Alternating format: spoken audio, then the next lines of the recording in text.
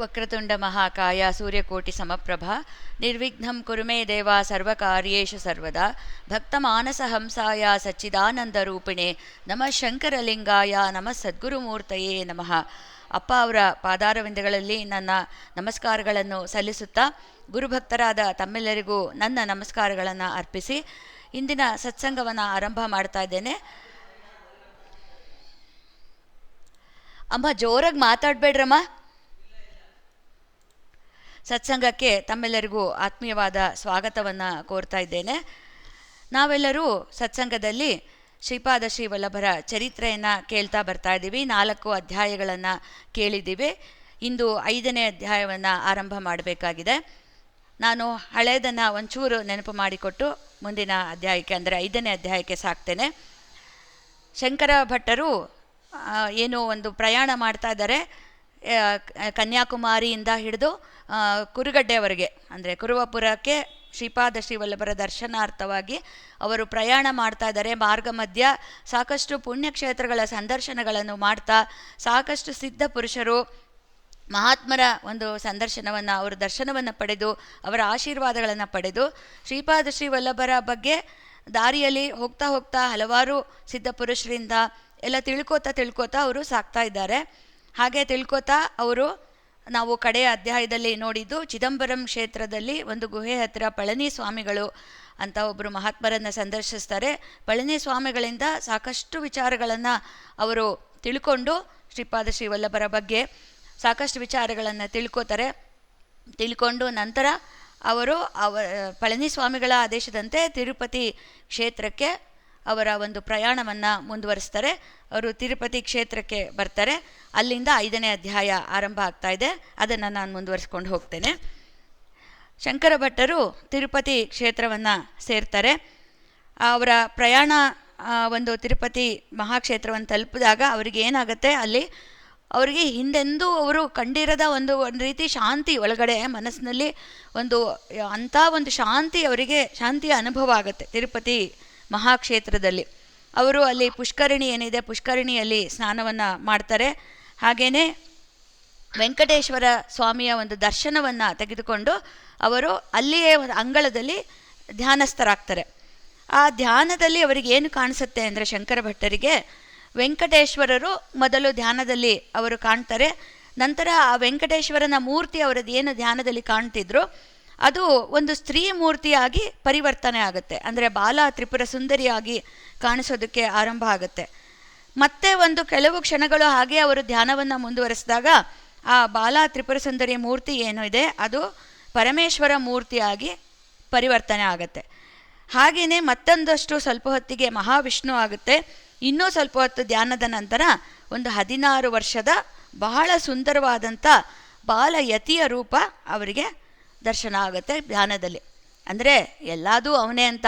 ಇಲ್ಲಿ ಬಾಲ ತ್ರಿಪುರ ಸುಂದರಿ ಆಯಿತು, ವೆಂಕಟೇಶ್ವರರು, ನಂತರ ಈಶ್ವರ ಆಯಿತು, ನಂತರ ಮಹಾವಿಷ್ಣುವಾಗಿ ಬದಲಾಯಿತು, ನಂತರ 16 ವರ್ಷದ ಒಂದು ಬಾಲಯತಿಯ ರೂಪ ಅವರಿಗೆ ಕಾಣಿಸ್ತು. ಅಂದರೆ ಅದು ಶ್ರೀಪಾದ ಶ್ರೀ ವಲ್ಲಭರ ರೂಪ ಅಂತ ಹೇಳ್ತಾರೆ. ಅಂದರೆ ಎಲ್ಲದೂ ಆ ಪರಮಾತ್ಮನೇ. ಗುರುಗಳು ಅಂದರೆ ಎಲ್ಲ ಸ್ವರೂಪನೂ ಗುರುಗಳೇ ಆಗಿರ್ತಾರೆ ಅನ್ನೋದಕ್ಕೆ ಇದು ಒಂದು ನಾವು ಉದಾಹರಣೆ ಅಂತ ತೆಗೆದುಕೊಳ್ಳಬಹುದು. ಇದೊಂದು ನಿದರ್ಶನ ಅಂತ. ಆ ಬಾಲಯತಿಗಳು ಅವರ ದೃಷ್ಟಿ ಏನಿತ್ತು, ಅವರ ಧ್ಯಾನದಲ್ಲಿ ಕಂಡದ್ದನ್ನು ಅವರು ಬರೆದಿದ್ದಾರೆ. ಅದು ಬಹಳ ಅವರ ದೃಷ್ಟಿ ಅಮೃತ ದೃಷ್ಟಿ ಆಗಿತ್ತು ಅಂತ ಹೇಳಿಬಿಟ್ಟು ಅವರ ನೇತ್ರ ದ್ವಯಗಳಲ್ಲಿ ಅವ್ರಿಗೆ ಹೇಗೆ ವಾತ್ಸಲ್ಯ ಅನ್ನೋದು ಎಷ್ಟು ಹೊರಹೊಮ್ತಾ ಇತ್ತು ಅಂದರೆ, ಒಂದು ರೀತಿ ಕೋಟಿ ಮಾತೆಯರ ಒಂದು ವಾತ್ಸಲ್ಯ ಇತ್ತಂತೆ ಆ ದೃಷ್ಟಿಯಲ್ಲಿ ಅವರಿಗೆ ಕಂಡದ್ದು. ಅಂದರೆ ಒಮ್ಮೆ ನಾನು ಹೀಗೆ ಪ್ರೇಮಾನಂದರು ಹೇಳೋದನ್ನು ಕೇಳಿದ್ದೆ. ನಾವು ಸಾಧು ಸಂತರ ಅವರ ಪ್ರೇಮವನ್ನು, ಅವರ ಅಂತರಂಗವನ್ನು ನಾವು ತಿಳಿಯೋಕ್ಕಾಗಲ್ವಂತೆ. ಆ ಮಹಾತ್ಮರ ಅಂತರಂಗ ಅನ್ನೋದು ಅದು ವಿಶ್ವಪ್ರೇಮದ ಅಷ್ಟು ಒಂದು ವಿಶ್ವಪ್ರೇಮ ಹೇಗಿರುತ್ತೆ ಅಂದರೆ, ಆ ಕೋಟಿ ಮಾತೆಯರ ಪ್ರೇಮ ಅದಕ್ಕಿಂತ ಹೆಚ್ಚಾಗಿರುತ್ತಂತೆ. ಅದನ್ನು ನಾವು ಖಂಡಿತ ಅದನ್ನು ನಾವು ಕಾಣುವಂತೆ, ಅಂದರೆ ನಮಗೆ ಅದನ್ನು ಕಾಣುವ ಒಂದು ಶಕ್ತಿ ಇಲ್ಲ. ಅಷ್ಟು ಅವರಿಗೆ ವಾತ್ಸಲ್ಯ ಪ್ರತಿಯೊಬ್ಬರ ಮೇಲೂ ಯಾವುದೇ ಒಂದು ಭೇದ ಇಲ್ಲದೆ ಅಂಥ ವಾತ್ಸಲ್ಯ ಅವರಿಗಿರುತ್ತೆ ಅನ್ನೋದನ್ನು ಇದರಲ್ಲಿ ಶಂಕರ ಭಟ್ಟರು ಕೂಡ ಅವರ ಧ್ಯಾನದಲ್ಲಿ ಅದನ್ನು ಅನುಭವಿಸಿದ್ದಾರೆ. ಹಾಗೆಯೇ ಅವರು ಏನು 16 ವರ್ಷದ ಬಾಲಯತಿಯನ್ನು ಕಂಡರು, ಆ ಯತಿಯ ಹತ್ತಿರ ಇದೆಲ್ಲ ಅಂದರೆ ಧ್ಯಾನದಲ್ಲಿ ನಡೆದಿರೋದು, ಕಂಡಿರೋದು ಅವರು. ಯತಿಯ ಹತ್ತಿರ ಒಬ್ಬ ಕಪ್ಪಾದ ಒಂಥರ ವಿಕೃತ ಸ್ವರೂಪದ ಒಬ್ಬ ವ್ಯಕ್ತಿ ಬಂದು ನಿಂತ. ಆ ವ್ಯಕ್ತಿಯು ಆ ಬಾಲಯತಿಗೆ ಹೇಳ್ತಾನಂತೆ, ಶ್ರೀಪಾದ ಶ್ರೀವಲ್ಲಭ ಪ್ರಭು, ನೀವು ಜಗನ್ನಿಯಾಮಕರು, ಇಡೀ ಜಗತ್ತನ್ನೇ ನೀವು ನಿಮ್ಮ ಒಂದು ನಿಯಮದಿಂದ ನಡೆಯುತ್ತೆ ಇಡೀ ಜಗತ್ತು. ಅಂಥ ನಿಮ್ಮ ಭಕ್ತ ಈ ಶಂಕರ ಭಟ್ಟ, ಇವನಿಗೆ ಶನಿಕಾಟ ಆರಂಭ ಆಗ್ತಾ ಇದೆ. ಅಂದರೆ ಅವ್ರು ಬಂದಿದ್ದು ಕಪ್ಪುವಾದ ಒಂದು ವಿಕೃತ ರೂಪ ಅನ್ನೋದು ಅದು ಶನಿದೇವರು ಬಂದಿರೋದು. ಅಲ್ಲಿ ಧ್ಯಾನದಲ್ಲಿ ಶ್ರೀಪಾದ ಶ್ರೀವಲ್ಲಭರಿಗೆ ಹೇಳ್ತಾ ಇದ್ದಾರೆ, ನಿಮ್ಮ ಭಕ್ತ ಸ್ವಾಮಿಯವನು ಈಗ ಶನಿಕಾಟ ಆರಂಭ ಆಗಿದೆ, ನಾನು ಈಗ ಆರಂಭ ಮಾಡಬೇಕು, ಅದು ಲೋಕದಲ್ಲಿ ಎಷ್ಟು ಇಕ್ಕಟ್ಟುಗಳಿದೆಯೋ, ಎಷ್ಟು ಕಷ್ಟ ಇದೆಯೋ ಅದೆಲ್ಲ ಕೊಡ್ತೀನಿ ಇವನಿಗೆ, ಅದೆಲ್ಲ ಇವನು ಅನುಭವಿಸಂತೆ ಮಾಡ್ತೀನಿ.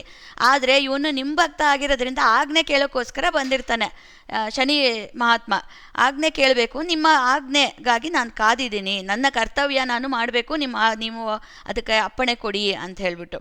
ಅಂದರೆ ಗುರುಭಕ್ತರನ್ನು ಯಮನೂ ಕೂಡ ಮುಟ್ಟೋದಕ್ಕಾಗಲ್ಲಂತೆ, ಗುರುವಿನ ಅಪ್ಪಣೆ ಬೇಡನೆ ಮುಟ್ಟಬೇಕಂತೆ ಅಂತ ಹೇಳ್ಬಿಟ್ಟು ಹೇಳೋದು ಸಾಕಷ್ಟು ಉದಾಹರಣೆಗಳಿದೆ. ಚಿದಂಬರ ಮಹಾಸ್ವಾಮಿಗಳ ಚರಿತ್ರೆಯಲ್ಲೂ ಬರುತ್ತೆ, ಅದನ್ನು ಕೇಳಿದ್ದೀವಿ.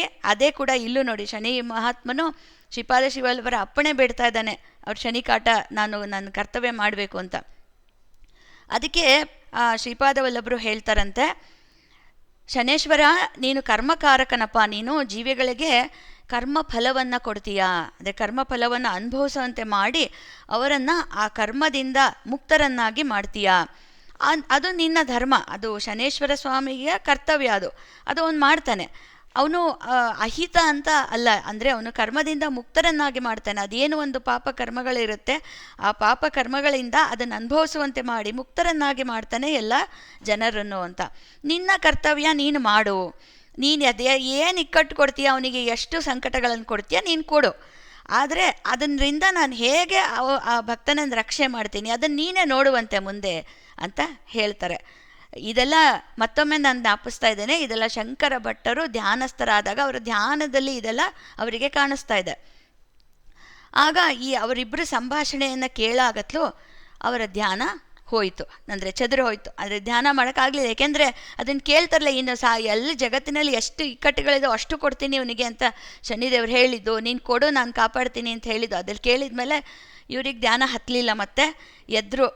ಆ ಮನಸ್ಸಿಗೆ ಕಸಿಬಿಸಿ ಆರಂಭ ಆಯಿತು, ನನಗಿನ್ನೂ ಕಷ್ಟ ಆರಂಭ ಆಗುತ್ತೆ, ಶನಿಕಾಟ ಆರಂಭ ಆಗ್ತಾ ಇದೆ, ಶ್ರೀಪಾದ ವಲ್ಲಭರು ಅದರಿಂದ ರಕ್ಷಣೆ ಮಾಡ್ತೀನಿ ಅಂತ ಹೇಳಿದ್ದಾರೆ ಅಂತ ಅದೇ ತಲೆಯಲ್ಲಿ ಕಷ್ಟ ಬರ್ತಿದೆ. ಅಂದರೆ ಯಾವ ಮನುಷ್ಯನಿಗೆ ತಾನೇ ಅದು ಒಂದು ರೀತಿ ಮನಸ್ಸಿನಲ್ಲಿ ಇದು ಏರ್ಪಡಲ್ಲ, ಒಂದು ರೀತಿ ಅದೇ ರೀತಿ ವಿಚಾರಗಳು, ನನಗೆ ಯಾವ ಥರ ಕಷ್ಟ ಬರುತ್ತೇನೋ, ಅದು ಹೇಗೆ ಪಾರಾಗುತ್ತೆ, ಇದೇ ರೀತಿ ವಿಚಾರಗಳು ಮನುಷ್ಯನ ಮನಸ್ಸನ್ನ ಕದಲಿಸ್ಬಿಡುತ್ತೆ, ಎಲ್ಲೂ ಧ್ಯಾನಸ್ಥರಾಗೋಕ್ಕೂ ಬಿಡಲ್ಲ, ಏನಕ್ಕೂ ಬಿಡಲ್ಲ, ಆ ರೀತಿ ಆಗುತ್ತೆ.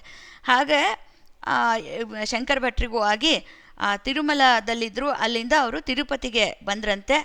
ಏನು ಮಾಡಬೇಕು ಮುಂದಕ್ಕೆ ಅವ್ರಿಗೆ ಗೊತ್ತಾಗ್ತಿಲ್ಲ, ಈ ಧ್ಯಾನದಲ್ಲಿ ಇದು ಕಂಡು ಆಗಿದೆ, ಮನಸ್ಸು ಹೊಯ್ದಾಡ್ತಾ ಇದೆ. ಬೀದಿಗಳಲ್ಲಿ ತಿರುಪತಿ ಬೀದಿಗಳಲ್ಲಿ ಇಷ್ಟ ಬಂದಂಗೆ ಅಲ್ದಾಡ್ತಾ ಇದ್ದಾರೆ, ಮುಂದಕ್ಕೆ ಏನು ಮಾಡಬೇಕು ಗೊತ್ತಾಗ್ತಾ ಇಲ್ಲ ಅವ್ರಿಗೆ. ಆಗ ಹೀಗೆ ಅಲ್ದಾಡ್ತಿರ್ಬೇಕಾದ್ರೆ ಒಬ್ಬ ಕ್ಷೌರಿಕ ಹತ್ರ ಬಂದಂತೆ, ಹತ್ರ ಬಂದು ಇವ್ರನ್ನ ಬಲವಂತವಾಗಿ ತಡೆದು ನಿಲ್ಲಿಸಿದ್ನಂತೆ. ನಿಲ್ಲಿಸ್ಬಿಟ್ಟು 20 ವರ್ಷದ ಹಿಂದೆ ಮನೆಯಿಂದ ಓಡೋದ ಸುಬ್ಬಯ್ಯನಲ್ವ ನೀನು ಅಂತ ಹಿಡಿದು ನಿಲ್ಲಿಸಿದ್ನಂತೆ. ನಿಲ್ಲಿಸ್ಬಿಟ್ಟು ನಿನ್ನ ತಂದೆ ತಾಯಿ ಎಷ್ಟು ಒಂದು ಸಂಕಷ್ಟದಲ್ಲಿದ್ದಾರೆ, ನಿನ್ನ ತಂದೆ ತಾಯಿ ನೀನು ಮನೆ ಬಿಟ್ಟು ಹೋಗಿದ್ಯಾ, ಅವರೆಷ್ಟು ಒದ್ದಾಡ್ತಾ ಇದ್ದಾರೆ ನಿನಗೋಸ್ಕರ, ಹಾಗೆ ನಿನ್ನ ಹೆಂಡ್ತಿನೂ ಬಿಟ್ಟು ಹೋಗಿದ್ಯಾ ನೀನು, ಆಕೆ ಈಗ ವಯಸ್ಸಿಗೆ ಬಂದಿದ್ದಾಳೆ, ಆಕೆ ರಜಸ್ವಲೆ ಆಗಿದ್ದಾಳೆ. ಅಂದರೆ ಆಗಿನ ಕಾಲದಲ್ಲೆಲ್ಲ ಮದುವೆ ಅನ್ನೋದು ಬಹಳ ಬೇಗ ಆಗೋಗ್ತಾ ಇತ್ತು, ಅದಕ್ಕೆ ಈಗ ಅವಳು ವಯಸ್ಸಿಗೆ ಬಂದಿದ್ದಾಳೆ ಅಂತ ಆತ ಹೇಳ್ತಾ ಇದ್ದಾನೆ. ನೀನು ಅವಳೊಡನೆ ಸಂಸಾರ ಮಾಡಿಕೊಂಡು ಮಕ್ಕಳು ಮರಿಯೊಂದಿಗೆ ತಂದೆ ತಾಯಿಯೊಂದಿಗೆ ಸುಖವಾಗಿ ಬಾಳು, ನೀನು ಈ ರೀತಿ ಯಾಕೆ ಮನೆ ಬಿಟ್ಟು 20 ವರ್ಷ ಆಯಿತು, ನೀನು ನೋಡೋಗಿ ಈಗ ಕಾಣಿಸ್ಕೋತಿದ್ಯಾ ಅಂತ ಗದರಿಸಿದ್ನಂತ ಆತ. ಅದಕ್ಕೆ ಇವ್ರು ಹೇಳ್ತಾರೆ, ಅಯ್ಯ ನೀನು ಯಾರೋ ಬೇರೆ ತಪ್ಪು ತಿಳ್ಕೊಂಡಿದ್ದೀಯಾ, ನೀ ಹೇಳಿದ ಸುಬ್ಬಯ್ಯ ಅಲ್ಲ, ನಾನು ಶಂಕರ ಭಟ್ಟ ಅಂತ, ನಾನು ಕನ್ನಡ ದೇಶದ ಬ್ರಾಹ್ಮಣ ಕಣಪ, ನಾನು ಪುಣ್ಯಕ್ಷೇತ್ರಗಳನ್ನು ಸಂದರ್ಶಿಸ್ತಾ ನಾನು ಶ್ರೀಪಾದ ಶ್ರೀವಲ್ಲಭರ ದರ್ಶನ ಮಾಡಬೇಕು, ಸಾಕ್ಷಾತ್ ದತ್ತಾತ್ರೇಯರೇ ಶ್ರೀಪಾದ ವಲ್ಲಭರಾಗಿ ಅವತಾರ ಮಾಡಿ ಕುರುವಪುರದಲ್ಲಿದ್ದಾರೆ, ಅಲ್ಲಿಗೆ ನಾನು ಪ್ರಯಾಣ ಮಾಡ್ತಿದ್ದೀನಿ ಕಣಪ್ಪ, ನಾನು ದಾರಿ ಹೋಕ ಪುಣ್ಯಕ್ಷೇತ್ರಗಳನ್ನು ಸಂದರ್ಶಿಸ್ತಾ ಇದ್ದೀನಿ ಮಧ್ಯದಲ್ಲಿ ಅಂತ ಹೇಳ್ತಾರೆ. ಅದಕ್ಕೆ ಅವರು ಪರಮ ಪವಿತ್ರವಾದ ಗಾಯತ್ರಿ ಮೇಲೆ ಆಣೆ ಮಾಡಿ ಹೇಳ್ತೀನಿ ಅಂತ ಹೇಳ್ತಾರೆ. ನಾನು ಬ್ರಹ್ಮಚಾರಿ, ನೀನು ಅಂದ್ಕೊಂಡಾಗೆ ನಾನು ಸುಬ್ಬಯ್ಯ ಅಲ್ಲ, ಕ್ಷೌರಿಕ ಅಲ್ಲ, ನಾನು ಕ್ಷೌರಿಕ ಸುಬ್ಬಯ್ಯ ನಾನು ಅಲ್ವೇ ಅಲ್ಲ ಅಂತ ಪ್ರಮಾಣ ಮಾಡಿ ಹೇಳಿದ್ರು ಕೂಡ ಯಾರೂ ಅವ್ರ ಮಾತನ್ನು ಕೇಳೋರು ಇಲ್ಲೇ ಇಲ್ಲ. ಭಾಳಷ್ಟು ಜನ ಸೇರಿಬಿಡ್ತಾರೆ ಅಲ್ಲಿ. ಎಲ್ಲರೂ ಮನಸ್ಸಿಗೆ ಬಂದಂಗೆ ನಿನ್ಸಕ್ಕೆ ಶುರು ಮಾಡಿಬಿಡ್ತಾರೆ. ನೀನು ಸುಬ್ಬಯ್ಯನೇ, ನೀನು ಕ್ಷೌರಿಕ ಸುಬ್ಬಯ್ಯನೇ, ಅಪ್ಪ ಅಮ್ಮನ ಬಿಟ್ಟೋಗಿದೆಯಾ, ಹೆಂಡ್ತಿನ ಬಿಟ್ಟೋಗಿದೆಯಾ, 20 ವರ್ಷ ಆಯಿತು ಓಡೋಗಿ, ನೀನು ಈಗ ಕಾಣಿಸ್ಕೋತಿದೆಯಾ, ಎಲ್ಲರೂ ಅದೇ ರೀತಿ ಭಾವಿಸ್ತಾರೆ. ಎಷ್ಟು ಒಂದು ಹೇಳಿದ್ರು ಅವ್ರಿಗೆ ಏನೂ ಕೂಡ ಅವ್ರಿಗೆ ಅರ್ಥ ಆಗಲ್ಲ, ತಲೆಗೆ ಹೋಗೋದಿಲ್ಲ. ಅವರು ಇವ್ರಿಗೆ ಬುದ್ಧಿ ಹೇಳೋದಕ್ಕೆ ಶುರು ಮಾಡಿಬಿಡ್ತಾರೆ, ನೀನು ತಪ್ಪು ಮಾಡಿದ್ಯಾ ಅಂತ ಹೇಳಿಬಿಟ್ಟು. ಅದಕ್ಕೆ ಇದು ಮಹಾಪರಾಧ ಮಾಡಿದ್ಯಾ ನೀನು ಅಂತ ಹೇಳ್ಬಿಟ್ಟು ತಂದೆ ತಾಯಿನ ಈ ರೀತಿ ಬಿಟ್ಟೋಗಿರೋದು ಅಂತ ಹೇಳಿಬಿಟ್ಟು ಅವರ ಮನೆಗೆ ಕರ್ಕೊಂಡು ಹೋಗ್ತಾರೆ. ಆ ಸುಬ್ಬಯ್ಯ ಅನ್ನೋರ ಮನೆಗೆ ಕರ್ಕೊಂಡು ಹೋಗ್ತಾರೆ. ಅಲ್ಲಿ ತಂದೆ ತಾಯಿಗಳು ಕೂಡ ಏನು ಮಾಡ್ತಾರೆ, ಆತನ ಶಂಕರ ಭಟ್ರನ್ನ ನೋಡಿ ಅವ್ರ ಮಗ ಅಂತಲೇ ಅನ್ನಿಸ್ಬಿಡುತ್ತೆ ಅವ್ರಿಗೆ. ಅವ್ರ ಮಗ ಅಂತಲೇ ಭಾವಿಸ್ಬಿಟ್ಟು ಬಿಟ್ಟು ಹೋಗಬೇಡ ಕಣಪ್ಪ ನಮ್ಮನ್ನು, ಹಿಂಗೆ ಬಿಟ್ಟೋಗ್ಬಿಟ್ಟೆ ನೀನು ಅಂತ ಹೇಳಿಬಿಟ್ಟು ಅವರಿಗೆ ಮಗ ಅಂತಾರನೇ ಮಾತಾಡ್ಸೋದಕ್ಕೆ ಶುರು ಮಾಡಿಬಿಡ್ತಾರೆ ಅವರು ಕೂಡ. ಈಗ ಹೆಂಡತಿನ ಬೇರೆ ಬಿಟ್ಟು ನೀನು ಹೋಗಿದ್ಯಾ, ಈಗ ಆಕೆ ವಯಸ್ಸಿಗೆ ಬಂದಿದ್ದಾಳೆ, ನೀನು ಈ ಥರ ಮಾಡೋದು ತಪ್ಪು ಅಂತ ಹೇಳಿಬಿಟ್ಟು ಅವರು ಕೂಡ ಬುದ್ಧಿ ಹೇಳ್ತಾರೆ. ಆಗ ಅಲ್ಲಿದ್ದವರು ಅಲ್ಲಿ ಒಬ್ಬರು ಹೇಳ್ತಾರೆ, ಸುಬ್ಬಯ್ಯಂಗೆ ಗಡ್ಡ ಮೀಸೆ ಬೆಳೆದ್ಬಿಟ್ಟಿದೆ, ಒಳ್ಳೆ ಒಂದು ರೀತಿ ಪೀಡೆ ಹಿಡ್ದಂಥರ ಕಾಣಿಸ್ತಾ ಇದ್ದಾನೆ, ಮೊದಲು ಇವನಿಗೆ ಕ್ಷೌರ ಮಾಡಿಸಿದ್ರೆ ಸರಿ ಹೋಗ್ತಾನೆ, ಮೊದಲಿನಂತೆ ಸುಬ್ಬಯ್ಯನಾಗ್ತಾನೆ ಅಂತ ಹೇಳ್ತಾರೆ. ಎಷ್ಟು ಸಲ ಮತ್ತೆ ನಾನು ಸುಬ್ಬಯ್ಯ ಅಲ್ಲ ಕಣಪ್ಪ ಅಂತ ಹೇಳಿದ್ರು ಅಲ್ಲಿ ಕೇಳರೇ ಇರಲ್ಲ, ಇವ್ರ ಮಾತಿಗೆ ಯಾರೂ ಬೆಲೆ ಕೂಡ ಕೊಡೋದಿಲ್ಲ.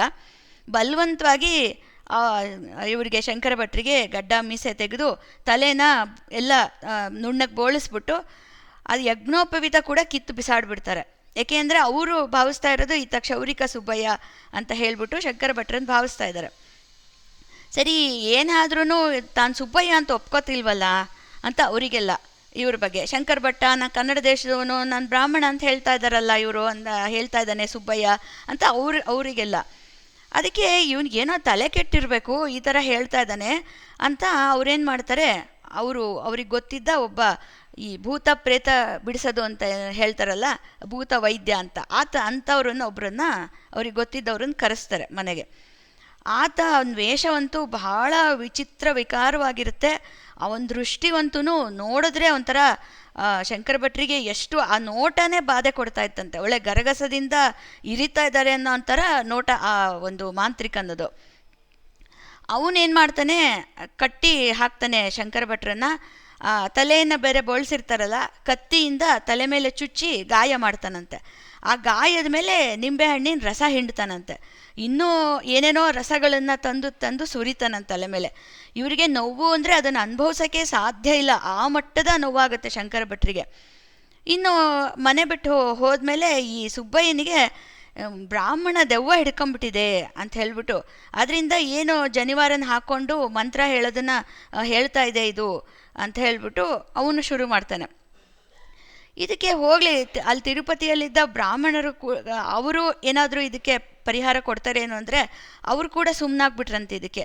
ಅವ್ರಿಗೂ ಹೌದು ಇರ್ಬೋದು, ಸುಬ್ಬಯ್ಯನಿಗೇನೋ ಬ್ರಹ್ಮ ರಾಕ್ಷಸ ಸೇರ್ಕೊಂಡ್ಬಿಟ್ಟಿದೆ ಸುಬ್ಬಯ್ಯನಿಗೆ, ಅದಕ್ಕೆ ಈ ರೀತಿ ಆಗ್ತಾ ಇದೆ, ನೀವು ಹೋಗಿ ಒಂದು ರೀತಿ ಅದೇನೋ ಭೂತ ಬಿಡಿಸೋದು ಅದನ್ನು ಮಾಡ್ತಾರಲ್ಲ ಅದನ್ನು ಮಾಡಿ ಅಂತ ಅವರು ಕೂಡ ಅವ್ರಿಗೆ ಹೇಳ್ತಾರೆ ಶಂಕರ ಭಟ್ರು. ಇಲ್ಲ, ನಾನು ಕನ್ನಡ ದೇಶದವನು, ನಾನು ಭರದ್ವಾಜ ಗೋತ್ರ, ನಾನು ಸ್ಮಾರ್ತ ಬ್ರಾಹ್ಮಣ, ನನಗೆ ನಮಕ ಚಮಕಗಳು ಬರುತ್ತೆ, ದಿನವೂ ನಾನು 2 ಹೊತ್ತು ಸಂಧ್ಯಾವನ್ನೇ ಮಾಡ್ತೀನಿ ಕಣ್ರಪ್ಪ, ಖಂಡಿತ ನಾ ಸುಬ್ಬಯ್ಯ ಅಲ್ಲ ಅಂತ ಎಷ್ಟು ಹೇಳಿದ್ರು ಅವರು ಕೂಡ ಇಲ್ಲ, ಬ್ರಾಹ್ಮಣ ಹಿಡ್ಕೊಂಡ್ಬಿಟ್ಟಿದ್ದಾನೆ ಈ ಸುಬ್ಬಯ್ಯನ, ಚಿಕಿತ್ಸೆ ಮಾಡಿ ಅಂತ ಹೇಳ್ಬಿಟ್ಟು ಕಳಿಸ್ಬಿಡ್ತಾರೆ ಅಲ್ಲಿ ಬ್ರಾಹ್ಮಣರುಗಳು ಕೂಡ. ಏನು ಗಾಯದಿಂದ ತುಂಬ ಬಾಧೆ ಆಗುತ್ತೆ, ಅವರ ಒಂದು ಚಿಕಿತ್ಸೆಯಿಂದ ಮೂರ್ಛೆ ಹೋಗ್ತಾರೆ ಶಂಕರ ಭಟ್ರು. ಆದರೆ ಏನು ಅವರು ಯಾರು ಏನು ಹೇಳಿದ್ರು ಅವ್ರ ರೋದನ ಅವ್ರು ಏನು ವೇದನೆ ಪಡ್ತಿರ್ತಾರೆ ಅದೆಲ್ಲ ಅರಣ್ಯ ರೋದನ ಆಯ್ತಂತೆ. ಅಂದರೆ ಯಾರು ಕೇಳರೇ ಇಲ್ಲ ಅವರನ್ನು, ಆ ರೀತಿ ಅಷ್ಟು ಜನರಿದ್ದರು, ಎಲ್ಲರೂ ಅದೇ ರೀತಿ ನಂಬ್ತಾ ಇದ್ದಾರೆ. ಅಂದರೆ ಒಂದು ರೀತಿ ಕೆಟ್ಟ ಕಾಲ ಅಂತ ಬಂದಾಗ ಆವಾಗ ಹೀಗೆ ಅದು ಯಾವ ರೀತಿ ನಾವು ಶನಿಕಾಟನ ಕೇಳಿದ್ದೀವಿ ನಳಮಹಾರಾಜನ ಕಥೆಯಲ್ಲಿ ಎಲ್ಲ, ಕೆಟ್ಟದ ಕಾಲ ಅಂತ ಬಂದರೆ ಅದಕ್ಕೆಲ್ಲ ಒಂದು ರೀತಿ ಪರಿಸ್ಥಿತಿ ಎಲ್ಲ ಸಹಯೋಗ ಕೊಟ್ಬಿಡ್ತವೆ ಅದು ಕೆಟ್ಟದಾಗಕ್ಕೆ ಅನ್ನೋದಕ್ಕೆ. ಇದು ನಾವು ನೋಡ್ಬೋದು, ಇಲ್ಲೂ ಕೂಡ ಅದೇ ರೀತಿಯಾದ ಒಂದು ಪರಿಸ್ಥಿತಿಯನ್ನು ನಾವು ನೋಡ್ಬೋದು. ಹೀಗೆ ಆದಾಗ ಆ ಪ್ರಜ್ಞೆ ಹೋಗ್ಬಿಡುತ್ತೆ, ಅವ್ರು ಮೂರ್ಛೆ ಹೋಗ್ಬಿಡ್ತಾರೆ ಆ ನೋವು ತಡೆಯಲಾರ್ದಲೆ. ಆ ಪ್ರಜ್ಞೆ ಮತ್ತೆ ಬರುತ್ತೆ ಅವರಿಗೆ. ಪ್ರಜ್ಞೆ ಬಂದಾಗ ಒಂದು ಕಪ್ಪು ಮನುಷ್ಯ, ಒಂದು ಅವರನ್ನೇ ಹೋಲ್ತಾ ಇರ್ತಾನೆ, ಅಂದರೆ ಶಂಕರ ಭಟ್ರನ್ನೇ ಹೋಲ್ತಾ ಇರ್ತಾನೆ. ಕಪ್ಪು ತೇಜಸ್ಸುಳ್ಳ ಒಂದು ವಿಕೃತವಾಗಿ ಇರುವ ಒಂದು ಮನುಷ್ಯ ಕೂತಿರ್ತಾನೆ ಎದುರುಗಡೆ. ಆತ ಏನು ಮಾಡ್ತಾನೆ, ಇವ್ರಿಗೆ ಪ್ರಜ್ಞೆ ಬಂದ ತಕ್ಷಣ ಅವರ ದೇಹದೊಳಗೆ ಹೊರಟು ಹೋಗ್ತಾನೆ. ಏನೂ ಮಾತಾಡಲ್ಲ ಅವನು. ಇವ್ರಿಗೆ ಗೊತ್ತಾಗತ್ತೆ ಈಗ ಶನಿ ಪ್ರಭಾವ ಆರಂಭ ಆಯಿತು, ಇನ್ನು 7.5 ವರ್ಷ ನಾನು ಮಹತ್ತರ ಕಷ್ಟ ಅನುಭವಿಸ್ಬೇಕಾಗತ್ತೆ, ನನ್ನನ್ನು ಶ್ರೀಪಾದ ವಲ್ಲಭರು ಬಿಟ್ಟರೆ ರಕ್ಷಿಸೋರು ಇನ್ನು ಬೇರೆ ಯಾರೂ ಇಲ್ಲ ಅಂತ ಅವರ ಮನಸ್ಸಿಗೆ ಪೂರ್ತಿ ಮನದಟ್ಟಾಗಿ ಹೋಗುತ್ತೆ. ಅವ್ರ ಧ್ಯಾನದಲ್ಲಿ ಬೇರೆ ಅದನ್ನು ಕಂಡಿರ್ತಾರೆ. ಹಾಗಾಗಿ ಅವ್ರಿಗೆ ಅದು ಮನದಟ್ಟಾಗಿ ಅವರು ಆ ಬಾಧೆ ಮಧ್ಯದಲ್ಲಿ ಶ್ರೀಪಾದ ವಲ್ಲಭರ ಸ್ಮರಣೆಯನ್ನು ಮತ್ತೆ ಆರಂಭ ಮಾಡ್ತಾರೆ. ಅವ್ರ ಸ್ಮರಣೆ ಮಾತ್ರ ಎಂಥ ಕಷ್ಟ ಬಂದಿತ್ತು ಅವ್ರಿಗೆ ಮುಂಚೆ ಕೂಡ ಅವ್ರು ಬಿಡಲ್ಲ, ಈಗಲೂ ಕೂಡ ಅವ್ರ ಸ್ಮರಣೆನ ಆರಂಭ ಮಾಡ್ತಾರೆ. ಏಕೆಂದರೆ ಬೇರೆ ಇನ್ನೇನು ದಾರಿ ಇಲ್ಲ ಅಂದಾಗ ಅವ್ರ ಸ್ಮರಣೆ ಒಂದೇ ನಮಗೆ ಅದರಿಂದ ಅಂಥ ಕೆಟ್ಟ ಪರಿಸ್ಥಿತಿಯಿಂದ ಬಿಡುಗಡೆ ಹೊಂದೋದಕ್ಕೆ ದಾರಿನೇ ಹೊರತು, ಗುರುಗಳ ಭಗವಂತನ ಸ್ಮರಣೆನೇ ದಾರಿ ಹೊರತು ಈಗ ಯಾರು ನಮ್ಮ ಮಾತು ನೋಡಿ ಈ ಥರ ಸಂದರ್ಭಗಳು ಎಷ್ಟೊಂದು ಸಲ ಒಂದು ಇಷ್ಟು ದೊಡ್ಡದಾಗಿ ಅಲ್ಲದಿದ್ರೂ ಚಿಕ್ಕದಾಗಿ ನಮ್ಮಗಳ ಜೀವನದಲ್ಲಿ ಬಂದಿರೋ ಅಂಥ ಒಂದು ಚಾನ್ಸಸ್ ಇರುತ್ತೆ. ಅಂದರೆ ಒಂದು ಸಲ ನಾವು ಹೇಳಿದ್ದು ನಾವು ಸರಿಯಾಗಿರ್ತೀವಿ, ಆದರೂ ನಮ್ಮೇಲೆ ತಪ್ಪು ಅಭಿಪ್ರಾಯಗಳು ಬರ್ಬೋದು, ತಪ್ಪು ಕಲ್ಪನೆಗಳು ನಮ್ಮೇಲೆ ಬರ್ಬೋದು, ಆ ರೀತಿ ಸಂದರ್ಭಗಳು ಇರುತ್ತೆ. ಆದರೆ ಅದು ಒಂದು ನಮ್ಮ ಏನೋ ಕರ್ಮ, ಇದರಿಂದ ನಮ್ಮ ಪೂರ್ವ ಒಂದು ಕರ್ಮದಿಂದ ಸಂದರ್ಭಗಳು ಒದಗಿ ಬರ್ಬೋದು. ಆದರೆ ಆ ಸಂದರ್ಭದಲ್ಲಿ ರಕ್ಷಣೆ ಮಾಡೋನೋ ಅದರಿಂದ ಹೊರಗೆ ತರೋನು ಅಂದರೆ ಅದು ಗುರುವೇ ಹೊರತು ಬೇರೆ ಖಂಡಿತ ಅದು ಯಾರಿಂದನೂ ಸಾಧ್ಯ ಇಲ್ಲ ಅದರಿಂದ ಹೊರಗೆ ತರೋಕ್ಕೆ. ಅದೇ ಕೂಡ ನಾವು ಇಲ್ಲಿ ಇವರ ಒಂದು ಕಥೆಯಲ್ಲೂ ಕೂಡ ನೋಡ್ತಾ ಇದ್ದೀವಿ. ಈಗ ಏನಾಗುತ್ತೆ, ಸ್ಮರಣೆ ಮಾಡ್ತಾ ಮಾಡ್ತಾ ಮಾಡ್ತಾ ಇವರಿಗೆ ನೋವು ಕಡಿಮೆ ಆಗ್ತಾ ಬರುತ್ತೆ. ಆ ಒಂದು ಭೂತ ವೈದ್ಯ ಏನಿರ್ತಾನೆ ಅವನು ಏನೋ ವಿಧವಾಗಿ ಪೂಜೆ ಮಾಡ್ತಿರ್ತಾನೆ, ಕೋಳಿಗಳನ್ನು ಮೇಕೆಗಳನ್ನು ಬಲಿ ಕೊಡ್ತಾನೆ, ಏನೋ ವಿಚಿತ್ರವಾಗಿ ಪೂಜೆಗಳನ್ನು ಮಾಡೋದಕ್ಕೆ ಆರಂಭ ಮಾಡ್ತಾನೆ. ಆದರೆ ಇವ್ರಿಗೆ ಏನಾಗುತ್ತೆ, ಈ ನನಗೆ ಎಲ್ಲಿ ಒಂದು ಮಾಂಸಾಹಾರವನ್ನು ಕೊಟ್ಬಿಡ್ತಾರೋ ಅನ್ನೋ ಒಂದು ಭಯ ಇರುತ್ತೆ ಇವರಿಗೆ. ಯಾಕೆಂದರೆ ಅವರು ಬ್ರಾಹ್ಮಣ, ನಾನು ಶಾಕಾಹಾರಿ ಅಂದರೆ ನಂಬ್ತಾ ಇಲ್ವಲ್ಲ, ಅದೇನೋ ದೆವ್ವ ಹಿಡ್ಕೊಂಡಿದೆ ಅಂತ ಅವ್ರು ಭಾವಿಸ್ತಾ ಇದ್ದಾರೆ. ಅದೊಂದು ಇವರಿಗೆ ಒಂದು ಮನಸ್ಸಿನಲ್ಲಿ ಇರುತ್ತೆ. ಆದರೆ ಅವನು ಮಾಂತ್ರಿಕ ಇವನಿಗೆ ಬ್ರಾಹ್ಮಣ ದೆವ್ವ ಹಿಡಿದಿರೋದ್ರಿಂದ ಈತನಿಗೆ ಪಥ್ಯಾಹಾರ ಕೊಡು, ಶಾಕಾಹಾರವನ್ನು ಕೊಡಬೇಕು ಅಂತ ತೀರ್ಮಾನಿಸ್ತಾನೆ. ಆಗ ಇವ್ರಿಗೊಂದು ಸ್ವಲ್ಪ ಮನಸ್ಸಿಗೆ ಅಪ್ಪ ನನಗೆ ಮಾಂಸಾಹಾರ ಎಲ್ಲಿ ಕೊಟ್ಬಿಡ್ತಾರೋ ಅಂತ ಹೆದರಿಕೆ ಆಗಿತ್ತು. ಶ್ರೀಪಾದ ಶ್ರೀವಲ್ಲಭರ ಅನುಗ್ರಹ ಅಪ್ಪ, ಅದು ಆ ಕಷ್ಟದಿಂದ ನಾನು ಪಾರಾದೆ ಅಂತ ಒಂದು ರೀತಿ ನೆಮ್ಮದಿ ಆಗುತ್ತೆ ಅವ್ರಿಗೆ. ಆ 3 ದಿನಗಳಂತೂ ತೀವ್ರವಾದ ನರಕ ಬಾಧೆ ಅನುಭವಿಸ್ತಾರೆ. ಆದರೆ ನಾಮಸ್ಮರಣೆ ಮಾತ್ರ ಎಂಥದೇ ಬಾಧೆ ಇದ್ರೂ ಅವ್ರು ನಿಲ್ಲಿಸೋದೇ ಇಲ್ಲ. 4ನೇ ದಿನ ಏನಾಗುತ್ತೆ, ಆ ನೋವು ಅನ್ನೋದು ಅವ್ರ ಅನುಭವಕ್ಕೆ ಬರ್ತಾನೆ ಇರೋದಿಲ್ಲ. ಏನು ಅವನ ಶರೀರದ ಮೇಲೆ ವಿಚಿತ್ರವಾದ ಪ್ರಯೋಗ ಮಾಡ್ತಾ ಇರ್ತಾನೆ, ಆ ಚಾಟಿಯಿಂದ ಹೊಡಿತಾ ಇರ್ತಾನೆ. ಆ ಬಾಧೆ ಅವ್ರು ಶ್ರೀಪಾದ ಶಿವಲ್ಲಭ ಶರಣು ಶರಣು ಅಂತ ಕೂಗ್ತಾ ಇರ್ತಾರೆ. ಅದು ಅನನ್ಯ ಭಕ್ತಿಯಿಂದ ಒಂದೇ ಮನಸ್ಸಿನಿಂದ ಅವ್ರು ಯಾವಾಗ ಶ್ರೀಪಾದ ಶ್ರೀವಲ್ಲಭ ಅವರನ್ನು ನೆನೀತಾರೋ ಆಗ ಅವರಿಗೆ ಏನು ಆ ಬಾಧೆ ಅದು ಬರೀ ಮೇಲಕ್ಕಷ್ಟೇ ಆಗ್ತಿರುತ್ತೆ, ಅವರ ಒಳಗಡೆ ಅದು ಏನು ಬಾಧೆ ಅವರಿಗೆ ಗೊತ್ತಾಗ್ತಾ ಇರಲ್ಲ. ಅದು ಬಹಳ ವಿಚಿತ್ರ ನಡೆಯುತ್ತೆ ಅಲ್ಲಿ. ಏನಂದರೆ ಆ ಚಾಟಿ ಏಟುಗಳು ಏನು ಬೀಳ್ತಾ ಇರುತ್ತೆ ಅದು ಅವ್ರಿಗೆ ಕಿಂಚಿತ್ತು ನೋವಾಗ್ದಂಗೆ ಆ ಮಾಂತ್ರಿಕನೇ ಒದ್ದಾಡ್ತಿರ್ತಾನೆ. ಅವನು ಏನು ಏಟಾಗ್ತಿರ್ತಾನೆ ಅವನಿಗೆ ಬೀಳ್ತಿರುತ್ತೆ ಏಟುಗಳು. ಹೀಗೆ ಒಂದು ರೀತಿ ವಿಚಿತ್ರವಾಗಿ ಆಗ್ಬಿಡುತ್ತೆ. ಇವರು ಪಾರಾಗ್ಬಿಡ್ತಾರೆ, ಇವ್ರಿಗೆ ನೋವೆಲ್ಲ ಏನೂ ಆಗ್ತಾ ಇರೋದಿಲ್ಲ. ಅವನಿಗೆ ಯಾಕೆ ಹಿಂಗಾಗ್ತಿದೆ ಅಂತ ಗೊತ್ತಾಗಲ್ಲ. ಅವನಿಗೊಂಥರ ಅವನು ನಿಸ್ಸಹಾಯಕ ಆಗ್ಬಿಡ್ತಾನೆ ಮಾಂತ್ರಿಕ. ಅವನಿಗೇನೂ ಗೊತ್ತಾಗ್ದಂಗೆ ನನಗೆ ಯಾಕೆ ಏಟು ಬೀಳ್ತಿದೆ ಅವ್ರಿಗೆ ಹೊಡೆದ್ರೆ ಅಂತ ಅವನಿಗೆ ಒಂದು ರೀತಿ ಅಸಹಾಯಕನಾಗಿ ಇವ್ರ ಕಡೆನೇ ನೋಡೋದಕ್ಕೆ ಆರಂಭ ಮಾಡಿಬಿಡ್ತಾನೆ ಅವನು. ಇದು ಶ್ರೀಪಾದ ವಲ್ಲಭರ ಲೀಲೆ ಅಂತ ಇವ್ರಿಗೆ ಗೊತ್ತು. ಒಳಗೆ ಇವರು ನಗ್ತಾ ಇರ್ತಾರೆ, ನೋಡಿ ಎಂಥ ವಿಚಿತ್ರ ಇದೆ, ಗುರುಗಳ ಒಂದು ರಕ್ಷಣೆ ಹೆಂಗಿರುತ್ತೆ, ಮೇಲ್ಗಡೆ ಏನೇ ಆದರೂ ಒಳಗಡೆ ಅವನ ಸ್ಮರಣೆ ಇದ್ದರೆ ಅಂಥ ರಕ್ಷಣೆ ಒದಗಿ ಬರುತ್ತೆ ಅನ್ನೋದಕ್ಕೆ ನಾವು ಇಲ್ಲಿ ನೋಡ್ಬೋದು ಅದನ್ನು. ಹೀಗೆ ಅವರಿಗೆ ಪಥ್ಯಾಹಾರ ತಿಂತಾಯಿದ್ರಂತೆ, ಕೊಡ್ತಾಯಿದ್ರು. ಆದರೆ ಆ ಆಹಾರ ಅನ್ನೋದು ಅವರಿಗೆ ಶ್ರೀಪಾದ ವಲ್ಲಭರ ಪ್ರಸಾದ ಅಂತ ಪೂರ್ಣ ಒಂದು ರೀತಿ ಅನ್ನಿಸ್ತಾ ಇತ್ತಂತೆ. ಅಷ್ಟು ರುಚಿ ಇರ್ತಾ ಇತ್ತಂತೆ ಪಥ್ಯಾಹಾರ ಆದರೂ. ಆದರೆ ಆ ಮಾಂತ್ರಿಕನ್ ಮಾತ್ರ ಅವನು ಎಷ್ಟೋ ಏನೇನೋ ಮಾಂಸಾಹಾರಗಳನ್ನೆಲ್ಲ, ಕೋಳಿ ಮೇಕೆಗಳನ್ನೆಲ್ಲ ಮಾಡಿಸ್ಕೊಂಡು ಏನೋ ಕೊಯ್ದು ಪಕ್ವಾನ್ನ ಮಾಡಿಸ್ಕೊಂಡು ಊಟ ಮಾಡ್ತಾ ಇರ್ತಾನಂತೆ.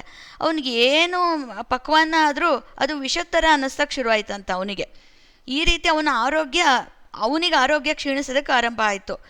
ಆಗ ಅವನೇನು ಮಾಡ್ತಾನೆ, ಬಾಧೆ ಪಡಿಸೋದನ್ನು ಬಿಡ್ತಾನಂತೆ. ಇವ್ರಿಗೆ ಬಾಧೆ ಪಡಿಸೋದು ಅವನಿಗೆ ಏನಾಗ್ತಿದೆ ಅಂತ ಗೊತ್ತಾಗಲ್ಲ. ಅದೇನೋ ವಿಚಿತ್ರ ಮಂತ್ರ ಹೇಳ್ತಾನೆ, ವಿಚಿತ್ರ ಪೂಜೆ ಮಾಡಿಕೊಂಡು ಸುಮ್ಮನೆ ಕಾಲಹರಣ ಮಾಡ್ತಾನೆ. ಅವನಿಗೆ ಗೊತ್ತು ಏನೋ ನನಗೆ ಮಾಡೋಕ್ಕಾಗ್ತಿಲ್ಲ ಅಂತ ಗೊತ್ತಿದ್ರು ಕಾಲಹರಣ ಮಾಡ್ತಾನೆ, ಏನೋ ಪೂಜೆ ಮಾಡ್ಕೊಂಡು ಮಾಡ್ತಾಯಿದ್ದೀನಿ ಅಂತ. ಅವನಿಗೆ ಅವನು ಈ ರೀತಿ ಎಲ್ಲ ಇವರಿಗೆ ಏನೋ ಚಿಕಿತ್ಸೆ ಮಾಡ್ತೀನಿ ಅಂತ ಪ್ರಾರಂಭ ಮಾಡಿದ 5ನೇ ದಿನ ಅವನ ಮನೆ ಸುಟ್ಟು ಹೋಗ್ಬಿಡುತ್ತಂತೆ, ಅಂದರೆ ಮಾಂತ್ರಿಕನ ಮನೆ. ಅದು ಏನಂದರೆ ಆಶ್ಚರ್ಯ ಅಂದರೆ ಅವನ ಮನೇಲಿ ಅವತ್ತು ಬೆಂಕಿನೇ ಹಚ್ಚಿರಲ್ಲ, ಆದರೂ ಕೂಡ ಮನೆ ಸುಟ್ಟೋಗುತ್ತೆ. ಅವನಿಗೆ ಏನಾಗ್ತಿದೆ ಅವನ ಜೀವನದಲ್ಲಿ ಅನ್ನೋದು ಅವನಿಗೆ ಒಂಚೂರು ಅರ್ಥ ಆಗಲ್ಲ.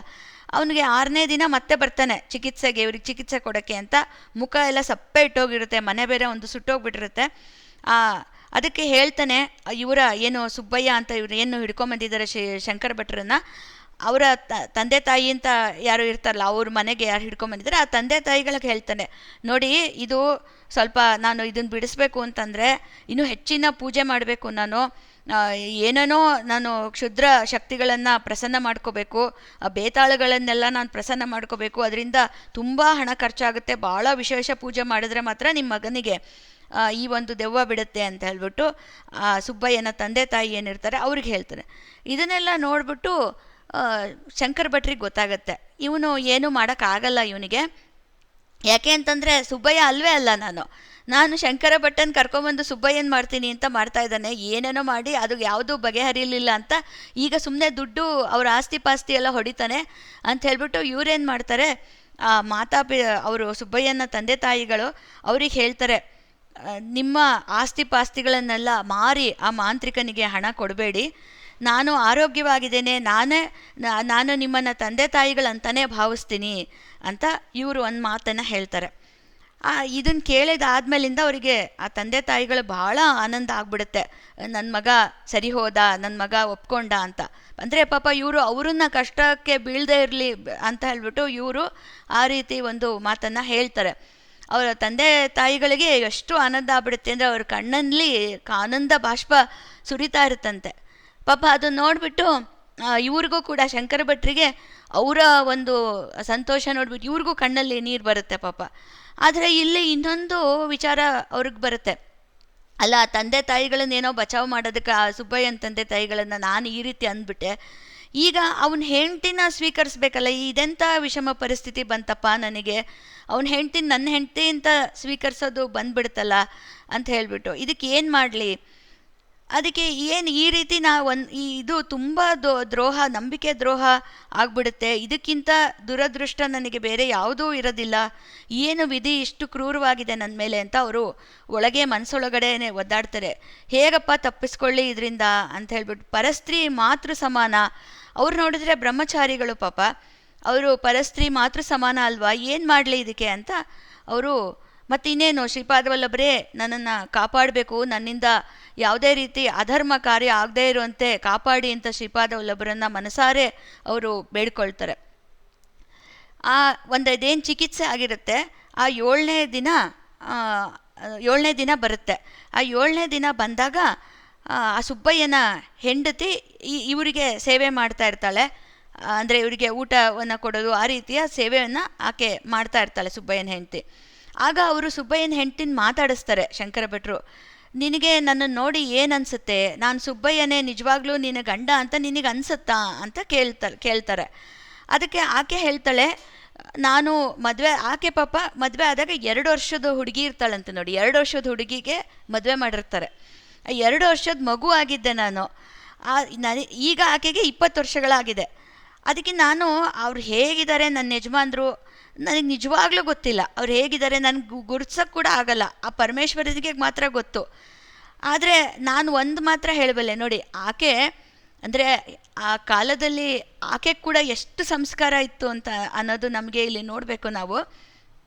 ಆ ಹೆಂಡತಿ, ಆಕೆ ಸುಬ್ಬಯ್ಯನ ಹೆಂಡತಿ ಹೇಳ್ತಾಳೆ, ಯಾವ ಗಂಡಸಾಗಲಿ ಆ ಒಂದು ಯೌವನದಲ್ಲಿರುವ ಹೆಂಡತಿ ಹತ್ರ ಇದ್ದಾಗ ಮನಸ್ಥಿಮಿತ ಅದರಲ್ಲೇನು ಸಂದೇಹ ಇಲ್ಲ. ಆದರೆ ನೀವು ಇಷ್ಟು ಬಾಧೆ ಪಡ್ತಾ ಇದ್ದೀರಾ, ಆದರೂ ಕೂಡ ನನ್ನನ್ನು ಹೆಂಡತಿ ಅಂತ ನೀವು ಭಾವಿಸಲೇ ಇಲ್ಲ, ನನ್ನನ್ನು ಮುಟ್ಲೂ ಕೂಡ ಇಲ್ಲ ನೀವು, ಅಂದರೆ ಇದು ಬಹಳ ಉನ್ನತ ಸಂಸ್ಕಾರ ಉಳ್ಳವ್ರಿಗೆ ಮಾತ್ರ ಸಾಧ್ಯ ಅಂತ ಆಕೆ ಹೇಳ್ತಾಳೆ ನೋಡಿ. ಆಕೆಗೆ ಎಷ್ಟು ವಿಚಾರ ಇದೆ ಅಂತ ತುಂಬ ಸಂತೋಷ ಆಗುತ್ತೆ ಇದನ್ನು ಓದಿದಾಗ. ನನಗೆ ನಿಮ್ಮ ಬಗ್ಗೆ ನನಗೆ ಯಾವ ಅಭಿಪ್ರಾಯನೂ ಇಲ್ಲ, ಏಕೆಂದರೆ ಆಕೆ ಪಾಪ 2 ವರ್ಷದ ಮಗು ಇದ್ದಾಗ ಮದುವೆ ಆಗಿದ್ದು. ಅವನು ಆತ ಆಮೇಲೆ ಓಡ್ ಹೋದ ಮನೆ ಬಿಟ್ಟು. ಆಕೆ ಗಂಡನನ್ನು ನೋಡೇ ಇಲ್ಲ. ಆ ಮಗುಗೆ ಏನು ನೆನಪಿರುತ್ತೆ? 20 ವರ್ಷ ಆಗಿದೆ. ಆಕೆ ಅತ್ತೆ ಮಾವನ ಜೊತೆಗೆ ಪಾಪ ಅಷ್ಟು ವರ್ಷಗಳು ಆಕೆ ಇದ್ದಾಳೆ. ಈಗ ಯಾರೋ ಬಂದರೆ ಗಂಡ ಹೌದೋ ಅಲ್ಲೋ ಅಂತ ಆಕೆಗೆ ಗೊತ್ತಿಲ್ಲ. ಆದರೆ ಆಕೆ ಎಷ್ಟು ಇದು ನೋಡಿ ಹೇಳ್ತಾಳೆ ನೋಡಿ, ನಾನು ನೋಡೇ ಇಲ್ಲ ಗಂಡನನ್ನು. 2 ವರ್ಷ ಆದಾಗ ಮದುವೆ ಆಗಿದ್ದು. ಯಾವ ಮನಸ್ಸಿನ ಮೇಲೆ ಆತನ ಬಗ್ಗೆ ನನಗೆ ಭಾವನೆಗಳೂ ಬೆಳೆದಿಲ್ಲ. ಹಾಗಾಗಿ ಒಂದು ವೇಳೆ ನೀವೇ ನನ್ನ ಗಂಡ ಆಗಿದ್ದರೆ ನನ್ನನ್ನು ಯಾವತ್ತೂ ಕೈ ಬಿಡಬೇಡಿ. ಆದರೆ ಒಂದು ವೇಳೆ ನೀವು ನನ್ನ ಗಂಡ ಅಲ್ಲ ಅಂತಂದರೆ ನನಗೆ ಯಾವ ಭಾವನೆಗಳು ಇನ್ನೂ ಆತನ ಬಗ್ಗೆ ಬೆಳೆದಿಲ್ಲ. ಆದ್ದರಿಂದ ನೀವು ನನ್ನನ್ನು ಹೆಂಡತಿಯಾಗಿ ಸಹಧರ್ಮಿಣಿಯಾಗಿ ನೀವು ಸ್ವೀಕಾರ ಮಾಡಿದ್ರೆ ನನ್ನ ಅಭ್ಯಂತರ ಏನೂ ಇಲ್ಲ ಅಂತ ಆಕೆ ಹೇಳ್ತಾಳೆ. ನೋಡಿ ಎಂಥ ಪ್ರಬುದ್ಧವಾದ ಮಾತುಗಳನ್ನು ಆಡ್ತಾಳೆ ಆಕೆ. ಅಂದರೆ ಎಷ್ಟು ಸಂಸ್ಕಾರ ಇದೆ. ಅದು ತುಂಬಾ ನನಗೆ ಬಹಳ ಅದ್ಭುತ ಅಂತ ಅನಿಸುತ್ತೆ.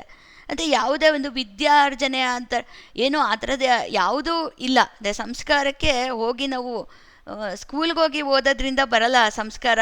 ಅದು ವಿದ್ಯಾರ್ಜನೆ ಏನೋ ಅಂದರು ಕೆಲಸ ಕಾರ್ಯಗಳಿಗೆ. ಅಂದರೆ ನಮ್ಮ ಸಂಸ್ಕಾರ ಅನ್ನೋದು ನಮ್ಮ ಹುಟ್ಟಿನಿಂದ ಬರುತ್ತೆ, ನಮ್ಮ ಬೆಳವಣಿಗೆ ನಮ್ಮ ವಾತಾವರಣದಿಂದ ಬರುತ್ತೆ ಅನ್ನೋದಕ್ಕೆ ನೋಡಿ ಆಕೆ ಆ ಕ್ಷೌರಿಕನ ಹೆಂಡತಿ ಎಷ್ಟು ಆಕೆಗೆ ಸಂಸ್ಕಾರ ಉಂಟು ಅಂತ ಸಂತೋಷ, ಭಾಳ ಸಂತೋಷ ಆಗುತ್ತೆ.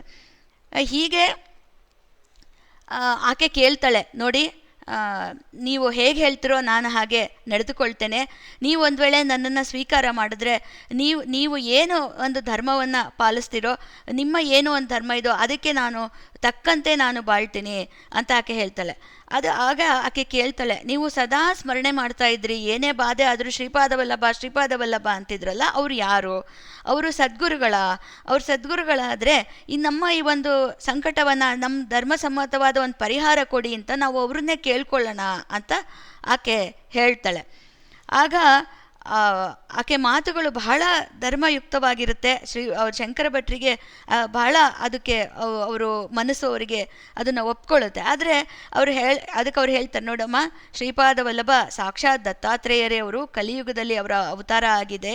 ದತ್ತಾತ್ರೇಯರೇ ಶ್ರೀಪಾದ ವಲ್ಲಭರಾಗಿ ಅವತರಿಸಿ ಕುರುವಪುರದಲ್ಲಿದ್ದಾರೆ. ಅವರು ನೀನು ಸದ್ಗುರುಗಳ ಅಂತ ಕೇಳಿದೆ. ನಿನ್ನ ಭಾವನೆಯಲ್ಲಿ ಅವರು ಸದ್ಗುರುಗಳು ಅಂತಿದ್ರೆ ಅವರು ಸದ್ಗುರುಗಳಾಗಿಯೇ ಬರ್ತಾರೆ. ನಿನ್ನ ಭಾವನೆಯಲ್ಲಿ ಅವರು ಪರಮಾತ್ಮ ಅಂತ ನೀನು ಭಾವಿಸಿದ್ರೆ ಅವರು ಪರಮಾತ್ಮನಾಗೇ ಬರ್ತಾರೆ. ನಿನ್ನ ಭಾವನೆ ಹೇಗಿರುತ್ತೋ ಆ ರೀತಿ ಅವರು ನಿನಗೆ ಬರ್ತಾರೆ ಅಂತ ಹೇಳಿಬಿಟ್ಟು, ನೀನು ಕೂಡ ಶ್ರೀಪಾದವಲ್ಲಭರ ಸ್ಮರಣೆಯನ್ನು ಮಾಡು. ಅವರು ನಿಜವಾಗ್ಲೂ ನಮಗೆ ಒಳ್ಳೆಯ ಮಾರ್ಗವನ್ನು ಅವರು ತೋರಿಸ್ತಾರೆ, ಧರ್ಮಯುತವಾದ ಮಾರ್ಗವನ್ನು ನಮಗೆ ತೋರಿಸ್ತಾರೆ ಅಂತ ಹೇಳ್ತಾರೆ. ಆಕೆ ಕೂಡ ಸ್ಮರಣೆ ಮಾಡ್ತಾಳೆ. ಆದರೆ ಇಲ್ಲಿ ಒಂದು ಏನಂದರೆ, ಇವಾಗ ಯಾವ ರೀತಿ ಭಾವಿಸ್ತೀವೋ ಆ ರೀತಿ ಬರ್ತಾರೆ ಅಂತ ಹೇಳಿಬಿಟ್ಟು ಇಲ್ಲಿ ಒಂದು ವಿಚಾರ ಬಂತು. ಇಲ್ಲಿ ನನಗೆ ಒಂದು ಅಪ್ಪ ಅವರು ಹೇಳಿದೊಂದು ಜ್ಞಾಪಕ ಬರುತ್ತೆ. ಅಪ್ಪ ಅವರು ನನ್ನನ್ನು ಅಪ್ಪ ಅಂತ ಅಂದ್ಕೊಳ್ರಿ ಅಂತ ಹೇಳಿದ್ರಂತೆ ಎಲ್ಲರಿಗೂ ಭಕ್ತರಿಗೆ. ಸ್ವತಃ ಅವರೇ ನನ್ನನ್ನು ಅಪ್ಪ ಅಂತ ಅಂದ್ಕೊಳ್ಳಿ, ಅಪ್ಪ ಅಂತ ಕರೀರಿ, ಅಪ್ಪ ಅಂತ ಅಂದ್ಕೊಳ್ಳಿ ಅಂತ. ಯಾಕೆ ಅಂತ ಯಾರೋ ಕೇಳಿದ್ರಂತೆ. ಅದಕ್ಕೆ ನೀವು ಗುರು ಅಂದ್ಕೊಂಡ್ರೆ ನಾನು ಕೂಡ ಗುರುವಾಗಿ ನಡ್ಕೋಬೇಕಾಗುತ್ತೆ. ಒಂದು ರೀತಿ ಏನು ಗುರು ಪರೀಕ್ಷೆ ಮಾಡ್ತಾನೆ ಶಿಷ್ಯರನ್ನು, ಆ ರೀತಿ ಪರೀಕ್ಷೆಗಳು ಅದನ್ನೆಲ್ಲ ಗುರುವಾಗಿ ನಡ್ಕೋಬೇಕು. ನೀನು ಗುರು ಅಂದ್ಕೊಂಡ್ರೆ ನಾನು ಗುರುವಾಗಿ ನಡ್ಕೋತೀನಿ. ಅದರಿಂದ ನಿಮಗೆ ಅದನ್ನೆಲ್ಲ ತಡ್ಕೊಳ್ಳೋ ಶಕ್ತಿ ನಿಮಗೆ ಇಲ್ಲ ಕಣ್ರಪ್ಪ. ಅದರಿಂದ ಅಪ್ಪ ಅಂತ ಅಂದ್ಕೊಳ್ರಿ ನನ್ನನ್ನು, ಆಗ ನಾನು ಅಪ್ಪನಾಗಿ ಸಲಹುತ್ತೀನಿ ಅಂತ ಹೇಳ್ತಾರಂತೆ. ನೋಡಿ ಹಾಗೆ ಅಂದರೆ ಆ ಪರಮಾತ್ಮ ಅವನು ನಿರ್ಗುಣ, ನಿರ್ವಿಕಾರ, ನಿರಾಕಾರ ಅಂತ ಹೇಳ್ತಾರೆ. ಹಾಗೇನೆ ನಾವು ನಮ್ಮ ಭಾವ ಇದ್ದಂಗ ದೇವ ಅಂತ ಹೇಳ್ತಾರಲ್ಲ, ಹಾಗೆ ನಮ್ಮ ಭಾವ ಹೇಗಿರುತ್ತೋ, ನಾವು ತಂದೆ ಅಂದ್ಕೊಂಡ್ರೆ ತಂದೆಯಾಗಿ ಬರ್ತಾನೆ, ತಾಯಿ ಅಂದ್ಕೊಂಡ್ರೆ ತಾಯಿಯಾಗಿ ಬರ್ತಾನೆ, ನಮ್ಮ ಸ್ನೇಹಿತ ಅಂದ್ಕೊಂಡ್ರೆ ಸ್ನೇಹಿತನಾಗಿ ಬರ್ತಾನಂತೆ. ಇದಕ್ಕೆಲ್ಲ ಉದಾಹರಣೆಗಳಿದೆ. ಅರ್ಜುನ ಸ್ನೇಹಿತ ಅಂದ್ಕೊಂಡ ಸ್ನೇಹಿತನಾಗಿದ್ದ ಕೃಷ್ಣ. ಹಾಗೆ ಸಾಕಷ್ಟು ಉದಾಹರಣೆ. ಯಾವ ರೀತಿ ಭಾವಿಸ್ತೀವೋ ಆ ರೀತಿ ಬರ್ತಾನೆ ಅಂತ ಶಂಕರ ಭಟ್ರು ಆ ಸುಬ್ಬಯ್ಯನ ಹೆಂಡತಿಗೆ ಹೇಳಿದ್ದು ಇದೆಲ್ಲ ಒಂದು ರೀತಿ ನೆನಪಾಯಿತು. ಈಗ ಅವರಿಬ್ಬರು ಶ್ರೀಪಾದವಲ್ಲಭರ ಸ್ಮರಣೆಯನ್ನು ಮಾಡ್ತಾರೆ. ಅದು ಆ ಒಂದು ದಿನವೇ ಅಲ್ಲಿಗೆ ಒಬ್ಬ ಜಂಗಮ ಬರ್ತಾನಂತೆ. ಒಬ್ಬ ಮಾದಿಗ ಜಂಗಮ ಅಂತ ಬರೀತಾರೆ. ಜಂಗಮ ಅವನ ಹತ್ರ ಬಹಳಷ್ಟು ತಾಳೆ ಪತ್ರ ಗ್ರಂಥಗಳಿದ್ವಂತೆ. ಅವನು ಎಲ್ಲರೂ ಅವನನ್ನು ಒಂದು ರೀತಿ ತುಂಬ ಗೌರವದಿಂದ ನೋಡ್ತಾ ಇದ್ರಂತೆ ಜನ ಎಲ್ಲ. ಅವನು ಏನು ಮಾಡ್ತಿದ್ದಂತೆ, ಅವನು ಭೇಟಿ ಮಾಡಿ ಅವನ್ನೇನಾದ್ರು ಕೇಳಿದ್ರೆ ಅವರ ಭೂತ ಅಂದರೆ ಅವರ ಮುಂಚೆ ನಡೆದಿದ್ದು ಅವರ ಜೀವನದಲ್ಲಿ, ಭವಿಷ್ಯತ್ತು ಹಾಗೂ ಈಗ ನಡೀತಿರೋದು ಅದು ಎಲ್ಲದನ್ನು ಬಹಳ ಅದ್ಭುತವಾಗಿ ಇರೋದಿದ್ದಂಗೆ ಹೇಳ್ತಾ ಇದ್ದಂತೆ. ಆ ತಾಳೆಪತ್ರ ಗ್ರಂಥಗಳನ್ನು ನೋಡಿ ಅದನ್ನೆಲ್ಲ ಹೇಳ್ತಾ ಇದ್ದಂತೆ. ಆ ಗ್ರಂಥಗಳನ್ನು ನಾಡಿ ಗ್ರಂಥ ಅಂತಲೂ ಕರೀತಾರಂತೆ. ಅದು ಒಂದು ವಿದ್ಯೆ ಇದೆಯಂತೆ ನೋಡಿ, ಅದಕ್ಕೆ ರಮಲಶಾಸ್ತ್ರ ಅಂತ ಕರೀತಾರಂತೆ. ಅದು ಒಂದು ಶಾಸ್ತ್ರ, ಈ ರೀತಿಯಾದ ಒಂದು ವಿದ್ಯೆ. ಎಂತೆಂಥ ವಿದ್ಯೆಗಳು ಇದೆ ಅಂತ ಇದರಲ್ಲಿ ನಾವು ಸಾಕಷ್ಟು ವಿದ್ಯೆಗಳನ್ನು ನೋಡ್ಬೋದು. ಇದು ಒಂದು ರೀತಿ ವಿದ್ಯೆ. ಅದರಲ್ಲಿ ಹೇಳಿದ್ದು ಅದು ಹೆಂಗೆ ಚಾಚೂ ತಪ್ಪದಂತೆ ಜರುಗತ್ತಂತೆ. ಆವಾಗ ಏನಾಗುತ್ತೆ, ಈ ಆತನ ಬಗ್ಗೆ ಎಲ್ಲ ಒಳ್ಳೆ ಗೌರವ ಇರುತ್ತೆ, ಎಲ್ಲರೂ ಆತನ ಬಗ್ಗೆ ಆತನ ಹತ್ರ ಹೋಗಿ ಕೇಳ್ತಾರಲ್ಲರಿಂದ ಸುಬ್ಬಯ್ಯನ ತಂದೆ ತಾಯಿ ಕೂಡ ಅವ್ರ ಮನೆಗೆ ಕರೀತಾರೆ ಆತನ. ಆಗ ಆತ ಏನು ಮಾಡ್ತಾನೆ, ಶಂಕರ ಭಟ್ರ ಕೈಗೆ ಕೆಲವು ಕವಡೆಗಳನ್ನು ಕೊಟ್ಟು ಅದನ್ನು ಹಾಕಲು ಹೇಳ್ತಾನಂತೆ. ಹಾಕಿ ಏನೇನೋ ಲೆಕ್ಕಾಚಾರ ಮಾಡ್ತಾನಂತೆ. ಮಾಡಿ ಒಂದು ತಾಳೆ ಪತ್ರ ಗ್ರಂಥವನ್ನು, ಒಂದು ಹಾಳೆಯನ್ನು ತೆಗೆದು ಓದ್ತಾನಂತೆ. ಅದರಲ್ಲಿ ಏನು ಬರೆದಿರುತ್ತೆ ಅಂದರೆ, ಈ ಪ್ರಶ್ನೆ ಹಾಕಿರುವವನು ಶಂಕರ ಭಟ್ಟ, ಈತ ಕನ್ನಡ ದೇಶದ ಬ್ರಾಹ್ಮಣ, ದತ್ತಾವತಾರಿಗಳು ಶ್ರೀಪಾದ ವಲ್ಲಭರ ಚರಿತ್ರೆಯನ್ನು ಮುಂದೆ ಇವನೇ ಬರೆಯೋದು. ಈತ ಏನು ಅಂದರೆ ಅವ್ರ ಶಂಕರ ಭಟ್ರ ಪೂರ್ವ ವೃತ್ತಾಂತ ಎಲ್ಲ ಬಂದ್ಬಿಡುತ್ತೆ ಅದರಲ್ಲಿ. ಅಂದರೆ ಅವ್ರ ಹಿಂದಿನ ಒಂದು ಜನ್ಮ, ಯಾವುದೋ ಒಂದು ಹಿಂದಿನ ಜನ್ಮದಲ್ಲಿ ಯಾಕೆ ಈಗ ಈ ರೀತಿ ಆಯಿತು, ಯಾಕೆ ಶನಿದೇವರು ಈ ರೀತಿ ಒಂದು ಕಾಟವನ್ನು ಕೊಟ್ಟ ಶಂಕರ ಭಟ್ರಿಗೆ ಅದಕ್ಕೆ ಪೂರ್ವ ವೃತ್ತ ಅಂತ ಕೂಡ ಆ ತಾಳೆಗರಿಯಲ್ಲಿ ಬಂದ್ಬಿಡುತ್ತೆ, ಆತನ ತಾಳೆಗರಿಯಲ್ಲಿ. ಅಂದರೆ ಮುಂಚೆ ಯಾವುದೋ ಒಂದು ಪೂರ್ವ ಜನ್ಮದಲ್ಲಿ ಈ ಶಂಕರ ಭಟ್ರು ಕಂದಕೂರು ಅಂತ ಒಂದು ಪಟ್ಟಣ, ಅದರಲ್ಲಿ ಹತ್ರ ಇದ್ದ ಮೊಗಲಿ ಚರ್ಲ ಅಂತ ಒಂದು ಗ್ರಾಮದಲ್ಲಿ ಜನಿಸಿದವರಂತೆ. ಏನು ಮಾಡಿದ್ರು ಅಲ್ಲಿ, ಏನು ತಪ್ಪು ಮಾಡಿದ್ರು ಅದಕ್ಕೆ ಈ ರೀತಿ ಶಿಕ್ಷೆ ಆಯಿತು ನೋಡಿ. ಕರ್ಮದ ಫಲ ಅನುಭವಿಸ್ಲೇ ತೀರಬೇಕು ಅಂತ ಹೇಳ್ತಾರಲ್ಲ, ಅದಕ್ಕೆ ಅಲ್ಲಿ ಅವರು ಅವರಿಗೆ ಬಹಳ ಹಿಂದಿನ ಜನ್ಮದಲ್ಲಿ ದ್ಯೂತ ಕ್ರೀಡೆ ಆಡೋದ್ರಲ್ಲಿ ಬಹಳ ಆಸಕ್ತಿ. ಆದರೆ ಆ ಗ್ರಾಮದಲ್ಲಿ ಒಂದು ಸ್ವಯಂಭೂ ದತ್ತ ದೇವಾಲಯ ಇತ್ತಂತೆ. ಈ ಶಂಕರ ಭಟ್ರ ಸಹೋದರ ಅಲ್ಲಿ ಪೂಜಾರಿ ಆಗಿದ್ರು. ಆ ಅಣ್ಣ, ಶಂಕರ ಭಟ್ರ ಅಣ್ಣ ಅಂದರೆ ಹಿಂದಿನ ಜನ್ಮ, ಅವರ ಹಿಂದಿನ ಜನ್ಮದ ನಾನು ಹೇಳ್ತಾ ಇರೋದು, ಪೂರ್ವ ಜನ್ಮದ್ದು. ಆ ಅಣ್ಣ ಪೂಜೆ ಮಾಡೋದಕ್ಕೆ ಇಲ್ಲದೆ ಇರೋ ಸಮಯದಲ್ಲಿ ಅವರೆಲ್ಲರೂ ಬೇರೆ ಕಡೆ ಹೋದರೆ ಈ ಶಂಕರ ಭಟ್ರ ಈತನೇ ಪೂಜೆ ಮಾಡ್ತಿದ್ರು ಅವ್ರ ಹಿಂದಿನ ಜನ್ಮದಲ್ಲಿ. ಆದರೆ ಅಲ್ಲಿ ಪೂಜೆ ಮಾಡ್ತಾಯಿದ್ರು, ಅದು ಸರಿ. ಆದರೆ ಆ ಪ್ರಾಂಗಣದಲ್ಲೇ ಇವರಿಗೆ ಒಬ್ಬ ಮಿತ್ರ ಇದ್ದಂತೆ, ಅವನು ಬರ್ತಿದ್ದಂತೆ ಯಾತಕ್ಕೆ ದ್ಯೂತ ಕ್ರೀಡೆ ಆಡೋದಕ್ಕೆ. ಇಬ್ಬರು ಭಾರಿ ಅದರಲ್ಲಿ ಮಗ್ನರಾಗಿ ದ್ಯೂತ ಕ್ರೀಡೆ ಆಡ್ತಿದ್ರಂತೆ ನೋಡಿ. ಆ ಸ್ವಯಂಭೂ ದತ್ತ ದೇವಾಲಯದ ಅತ್ತ ಕಡೆ ಪೂಜೆ ಮಾಡ್ತಾರೆ, ಇತ್ತ ಕಡೆ ಅಲ್ಲೇ ಆ ದೇವಾಲಯದ ಆಲಯದಲ್ಲೇ ದ್ಯೂತ ಕ್ರೀಡೆ ಆಡ್ತಾರೆ. ಇದು ಬಹಳ ಅಪಚಾರದ ಒಂದು ವಿಚಾರ ಅಂತ. ಈ ಒಂದು ದಿನ ಏನಾಯಿತು, ಹೀಗೆ ದ್ಯೂತ ಕ್ರೀಡೆ ಆಡ್ತಿರ್ಬೇಕಾದ್ರೆ ಜೂಜಲ್ವಾ, ಏನೇನೋ ಒಂದು ಷರತ್ತುಗಳನ್ನು ಹಾಕ್ಕೋತಾರೆ. ಜೂಜಾಡ್ಬೇಕಾದ್ರೆ ಸೋತ್ರೆ ನಾನು ಇಷ್ಟು ದುಡ್ಡು ಕೊಡ್ತೀನಿ, ಆ ರೀತಿ ಏನೋ ಒಂದು ಜೂಜಿಗೆ ಒಂದು ಷರತ್ತನ್ನು ಹಾಕ್ಕೋತಾರಲ್ಲ. ಹಾಗೆ ಈತ ಏನು ಇಬ್ಬರು ಮಾಡ್ಕೋತಾರೆ ಅಂದರೆ, ಮಿತ್ರನಿಗೆ ಒಂದು ಪಂದ್ಯದ ದುಡ್ಡು ಕೊಡಬೇಕು ಈತ ಸೋತ್ರೆ. ಆ ಮಿತ್ರ ಏನಾದ್ರು ಸೋತ್ರೆ ಇವರು ಹೇಳ್ಬಿಡ್ತಾರೆ ಶಂಕರ ಭಟ್ರು, ನಿನ್ನ ಹೆಂಡ್ತಿನ ನನಗೆ ಒಪ್ಪಿಸ್ಬೇಕು, ಇದಕ್ಕೆ ದತ್ತಾತ್ರೇಯನೇ ಸಾಕ್ಷಿ ಅಂದ್ಬಿಡ್ತಾರೆ. ಪ್ರಮಾಣ ಮಾಡಿ ಜೂಜಾಡ್ಬಿಡ್ತಾರೆ ಈ ಥರ ನೋಡಿ. ಎಂಥ ಒಂದು ಅಪಚಾರ ಅಂದರೆ, ಈಗ ನಾವು ಶಂಕರ ಭಟ್ರ ಬಗ್ಗೆ ನಾವು ಕೇಳ್ತಾ ಇದ್ದೀವಿ, ಅವ್ರ ಬ್ರಹ್ಮಚಾರಿಗಳು, ಅವ್ರು ಎಂಥವ್ರು, ಅವ್ರು ಎಷ್ಟು ಭಕ್ತರು ಅಂತೆಲ್ಲ ನಾವು ಕೇಳ್ತಾ ಇದ್ದೀವಿ. ಆದರೆ ಅವ್ರ ಪೂರ್ವ ಜನ್ಮದಲ್ಲಿ ಏನು ಅಂದರೆ ನಾವು ಈ ಜನ್ಮದೇ ನಾವು ಇಷ್ಟು ಒಳ್ಳೆಯವರಪ್ಪ, ನಾವು ಇಷ್ಟೊಂದು ಪೂಜೆ ಪುನಸ್ಕಾರಗಳನ್ನು ಮಾಡ್ತೀವಿ, ಆದರೂ ನಮ್ಗೆ ಯಾಕೆ ಈ ಥರ ಕಷ್ಟಗಳು ಬರುತ್ತೆ ಅಂತೇಳ್ಬಿಟ್ಟು ಬಹಳಷ್ಟು ಜನದ ಪ್ರಶ್ನೆ ಉದ್ಭವ ಆಗುತ್ತೆ. ಆದರೆ ನೋಡಿ, ಅಂದರೆ ಯಾವುದೋ ಒಂದು ಜನ್ಮದಲ್ಲಿ ನಾವು ಏನು ಮಾಡಿರ್ತೀವಿ ಅನ್ನೋದು ನಮಗೆ ಅದ್ರ ಬಗ್ಗೆ ಅರಿವಿರೋದಿಲ್ಲ. ಇಲ್ಲಿ ಏನೋ ಅದ್ರ ತಳೆಗರಿಯಲ್ಲಿ ಬಂತು, ಅದು ಹೇಳಿದ್ದಾರೆ, ಅದಕ್ಕೆ ಗೊತ್ತಾಯ್ತು. ಇಲ್ಲ ಅಂತಂದರೆ ಯಾಕಪ್ಪ ನಾನು ಶ್ರೀಪಾದಲ್ಲೊಬ್ಬರು ದರ್ಶನಕ್ಕಾಗಿ ಹೋಗ್ತಾ ಇರೋನು, ಯಾವಾಗಲೂ ನಾಮಸ್ಮರಣೆ ಮಾಡೋವಂಥವನು, ನನಗೆ ಯಾಕೆ ಈ ಥರ ಕಷ್ಟ ಅಂತ ಅನ್ಸೋದು ಸಹಜ ನೋಡಿ. ನಾವು ಎಷ್ಟೊಂದು ಸಲ ಆ ಥರ ಮನ್ಸಿಗೆ ಬರುತ್ತೆ, ಈಗ ನಾನು ಭಾಳ ನಾನು ಒಳ್ಳೆಯದನ್ನೇ ಮಾಡ್ತಿದ್ರು, ನನಗೆ ಯಾಕಪ್ಪ ಇಂಥದ್ದು ಅಂತ ಹೇಳ್ಬಿಟ್ಟು ಬಂದ್ಬಿಡುತ್ತೆ ಇದು. ಆದರೆ ನಾ ಮಾಡಿದ ಕರ್ಮ ಅಂತ ಹೇಳ್ತಾರಲ್ಲ, ಬಲವಂತವಾದರೆ ನೀ ಮಾಡುವುದೆಂತಯ್ಯ ಅಂತ, ಹಾಗೇನೆ ಅದು ಪೂರ್ವ ಜನ್ಮದ ಕರ್ಮ ಹೆಂಗಿತ್ತು, ಅದು ದತ್ತಾತ್ರೇಯನನ್ನು ಸಾಕ್ಷಿ ಅಂತ ಹೇಳ್ಬಿಟ್ಟು ಜೂಜಾಡ್ಬಿಡ್ತಾರೆ. ಈ ರೀತಿ ಇದನ್ನೆಲ್ಲ ದತ್ತಪ್ರಭು ಅವನ ಆಲಯದಲ್ಲೇ ನಡೀತಾ ಇದೆ ಇದೆಲ್ಲ. ಅದನ್ನೆಲ್ಲ ದತ್ತಪ್ರಭುವಿಗೆ ಗೊತ್ತಾಗದೇ ಇರೋದು ಯಾವುದು, ಅದೆಲ್ಲ ಗೊತ್ತಾಯಿತು ಈ ರೀತಿ ಆಡಿದ್ದು. ಆ ಜೂಜಲ್ಲಿ ಏನಾಗುತ್ತೆ, ಈ ಶಂಕರ ಭಟ್ರು ಗೆದ್ದು ಬಿಡ್ತಾರೆ. ಏನು ಒಪ್ಪಂದ ಮಾಡ್ಕೊಂಡಿದ್ರು, ಆ ಮಿತ್ರನ ಪತ್ನಿಯನ್ನು ಇವ್ರಿಗೆ ಒಪ್ಪಿಸ್ಬೇಕು ಅಂತ ಒಪ್ಪಂದ ಮಾಡ್ಕೊಂಡ್ಬಿಟ್ಟಿದ್ರು ದತ್ತಾತ್ರೇಯನ ಮೇಲೆ ಆಣೆ ಇಟ್ಟು. ಈಗ ಆತ ಏನು ಮಾಡ್ದ, ಮಿತ್ರ ನನ್ನ ಪತ್ನಿನ ನಿನಗೆ ಒಪ್ಸಲ್ಲ ಅಂತ ಶುರು ಮಾಡ್ದ. ಈಗ ಏನಾಯಿತು, ಅವರಿಬ್ಬರ ಮಧ್ಯೆ ಒಂದು ಜಗಳ ಆರಂಭ ಆಯಿತು. ಅದು ಊರಲ್ಲಿರೋ ದೊಡ್ಡ ಮನುಷ್ಯರ ಹತ್ರ ಹೋಯ್ತು. ಇವನು ಹಿಂಗೆ ಒಪ್ಪಂದ ಮಾಡ್ಕೊಂಡಿದ್ವಿ, ಇವನ ಪತ್ನಿನ ಒಪ್ಪಿಸ್ಬೇಕು, ಅವನು ಒಪ್ಪಿಸ್ತಾ ಇಲ್ಲ ಅಂತ ಹೇಳ್ಬಿಟ್ಟು. ಇದೆಲ್ಲ ಒಂದು ದತ್ತಾತ್ರೇಯರ ಸಮಕ್ಷಮದಲ್ಲಿ ಇಂಥ ಒಂದು ಅಕೃತ್ಯ ನಡೆದು ಹೋಗಿದೆ. ಇದು ಅದರಲ್ಲೂ ಪರಸ್ತ್ರೀಯನ್ನು ಈ ರೀತಿ ಒಂದು ಬಯಸಿದ್ದು ಅದು ದೊಡ್ಡ ತಪ್ಪು. ಹಾಗೆಯೇ ಹೆಂಡತಿನ ಜೂಜಲ್ಲಿ ಪಣ ಆಗಿಟ್ಟಿದ್ದು ಆ ಮಿತ್ರಂದು ಕೂಡ ದೊಡ್ಡ ತಪ್ಪು ಅಂತ ತೀರ್ಮಾನಿಸಿ ಈ ಶಂಕರ ಭಟ್ರ ತಪ್ಪಿಗೆ ಅವ್ರ ತಲೆ ಮೇಲೆ ಕುದೀತಿರೋ ಎಣ್ಣೆ ಸುರಿಬೇಕು. ಹಾಗೆ ಅವನ ಮಿತ್ರನಿಗೆ ಅವರ ಮಿತ್ರ ಮಾಡಿದ ತಪ್ಪಿಗೆ ಅವನ ಅಂಗಚ್ಛೇದ ಮಾಡಿಬಿಟ್ಟು ಅವನಿಗೆ ಒಂದು ನಪುಂಸಕನನ್ನಾಗಿ ಮಾಡಬೇಕು ಅಂತ ಹೇಳಿಬಿಟ್ಟು ತೀರ್ಮಾನಿಸ್ತಾರೆ ಅಲ್ಲಿನ ಊರಿನ ಹಿರಿಯರು. ಆಮೇಲೆ ಅವರಿಬ್ಬರನ್ನ ಊರಿಂದ ಬಹಿಷ್ಕಾರ ಮಾಡ್ತಾರೆ. ಈ ಪೂರ್ವ ಜನ್ಮದ ಆದರೆ ಶಂಕರ ಭಟ್ರು ಏನು ಮಾಡ್ತಾರೆ, ಜೊತೆಗೆ ಆ ದತ್ತ ಒಂದು ದೇವಸ್ಥಾನದಲ್ಲಿ ದತ್ತನ ಒಂದು ಸೇವೆ ಕೂಡ ಮಾಡಿರ್ತಾರೆ. ಅಲ್ಲಿ ಭಕ್ತಿಯೂ ಇರುತ್ತೆ, ಅವರಿಗೆ ದೈವಭಕ್ತಿಯೂ ಇರುತ್ತೆ, ಸೇವೆನೂ ಮಾಡಿರ್ತಾರೆ. ಆದರೆ ಈ ಒಂದು ಅಚಾತುರ್ಯ ಮಾಡುತ್ತಾರಲ್ಲ, ಅದು ಆ ಸೇವೆ ಮಾಡಿದ ಫಲವಾಗಿ ಏನಾಗುತ್ತೆ, ಆ ಒಂದು ಕರ್ಮ ಸಂಯೋಗ ಆಗಿ ಈ ಅವನ ಮಿತ್ರ ಸುಬ್ಬಯ್ಯನಾಗಿ ತಿರುಪತಿಯಲ್ಲಿ ಒಂದು ಕ್ಷೌರಿಕ ಗೃಹದಲ್ಲಿ ಜನ್ಮ ತಾಳ್ತಾನೆ. ಆ ಚಿತ್ತ ಒಂದು ರೀತಿ ಆತನಿಗೆ ಹುಚ್ಚಿಡ್ದಂಗಾಗಿ ಮದುವೆ ಆದ ನಂತರ ಆತ ಓಡಿ ಹೋಗ್ತಾನೆ. ಇವರು ಶಂಕರ ಭಟ್ರಾಗಿ ಜನಿಸಿ ಅವರಿಗೆ ಅವರು ದತ್ತನ ಸೇವೆ ಮಾಡಿದ್ರಿಂದ ಆ ಒಂದು ಪುಣ್ಯ ಫಲದಿಂದ ಇವರು ಶಂಕರ ಭಟ್ರಾಗಿ ಜನಿಸಿ ಈಗ ಆ ಒಂದು ನಾಮಸ್ಮರಣೆ ಮಾಡ್ತಾ ಅವರ ದರ್ಶನಾರ್ಥವಾಗಿ ಹೋಗ್ತಾರೆ. ಅವರ ಚರಿತ್ರೆಯನ್ನು ಮುಂದೆ ಬರೆಯುವವರು, ಶ್ರೀಪಾದವಲ್ಲಭರ ಚರಿತ್ರೆ ಬರೆಯುವವರು ಇವರೇ ಶಂಕರ ಭಟ್ರು ಅಂತ. ನೋಡಿ, ಹಿಂದಿನ ಜನ್ಮದ ಒಂದು ಇದು ಹೆಂಗಿರುತ್ತೆ ಅಂತ ಹೇಳ್ಬಿಟ್ಟು ಅನ್ನೋಕ್ಕೆ ಇದು ಎಂಥ ಸಂಯೋಗ. ಆದರೆ ಆಕೆ ಸುಬ್ಬಯ್ಯನ ಹೆಂಡತಿ ಇದ್ದಾಳಲ್ಲ, ಆಕೆ ನಿರ್ದೋಷಿ, ಆಕೆ ಪತಿವ್ರತೆ.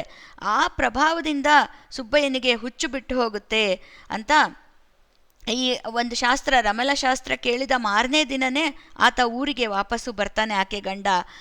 ಆ ದಿನವೇ ಶಂಕರ ಭಟ್ರಿಗೆ ಬಿಡುಗಡೆ ಆಗುತ್ತೆ. ಇದೆಲ್ಲ ಆತ ರಮಲ ಶಾಸ್ತ್ರವನ್ನು ಹೇಳೋರು ಓದ್ತಾ ಇದ್ದಾರೆ ತಾಳೆಗರಿಯಲ್ಲಿ. ಇದೆಲ್ಲ ಆ ಹಿಂದಿನ ಜನ್ಮದ್ದು ಅದೆಲ್ಲ ಆ ತಾಳೆಗರಿಯಲ್ಲಿ ಬಂದ್ಬಿಡ್ತು, ಓದ್ತಾ ಇದ್ದಾರೆ ಅದನ್ನು. ಹಾಗೆಯೇ ಅವರು ಮತ್ತೆ ಓದ್ತಾರೆ. ಶ್ರೀಪಾದವಲ್ಲಭರ ಅನುಗ್ರಹದಿಂದ ಶಂಕರ ಭಟ್ರಿಗೆ ಹಿಡಿದಿದ್ದ ಶನಿಕಾಟ 7.5 ದಿನಗಳಲ್ಲೇ ಬಿಟ್ಟು ಹೋಯಿತು. ಅದೇನು 7 ವರ್ಷ 7.5 ವರ್ಷ ಅಂತ ಏನೋ ಹೇಳ್ತಾರಲ್ಲ, ಅದು 7.5 ದಿನದಲ್ಲೇ ಬಿಟ್ಟು ಹೋಗುತ್ತೆ. ಆದರೆ ಭಗವಂತನನ್ನೇ ಒಂದು ಸಾಕ್ಷಿ ಮಾಡಿಕೊಂಡು ದತ್ತನ ಮೇಲೆ ಪ್ರಮಾಣ ಮಾಡಿಬಿಡ್ತಾರೆ.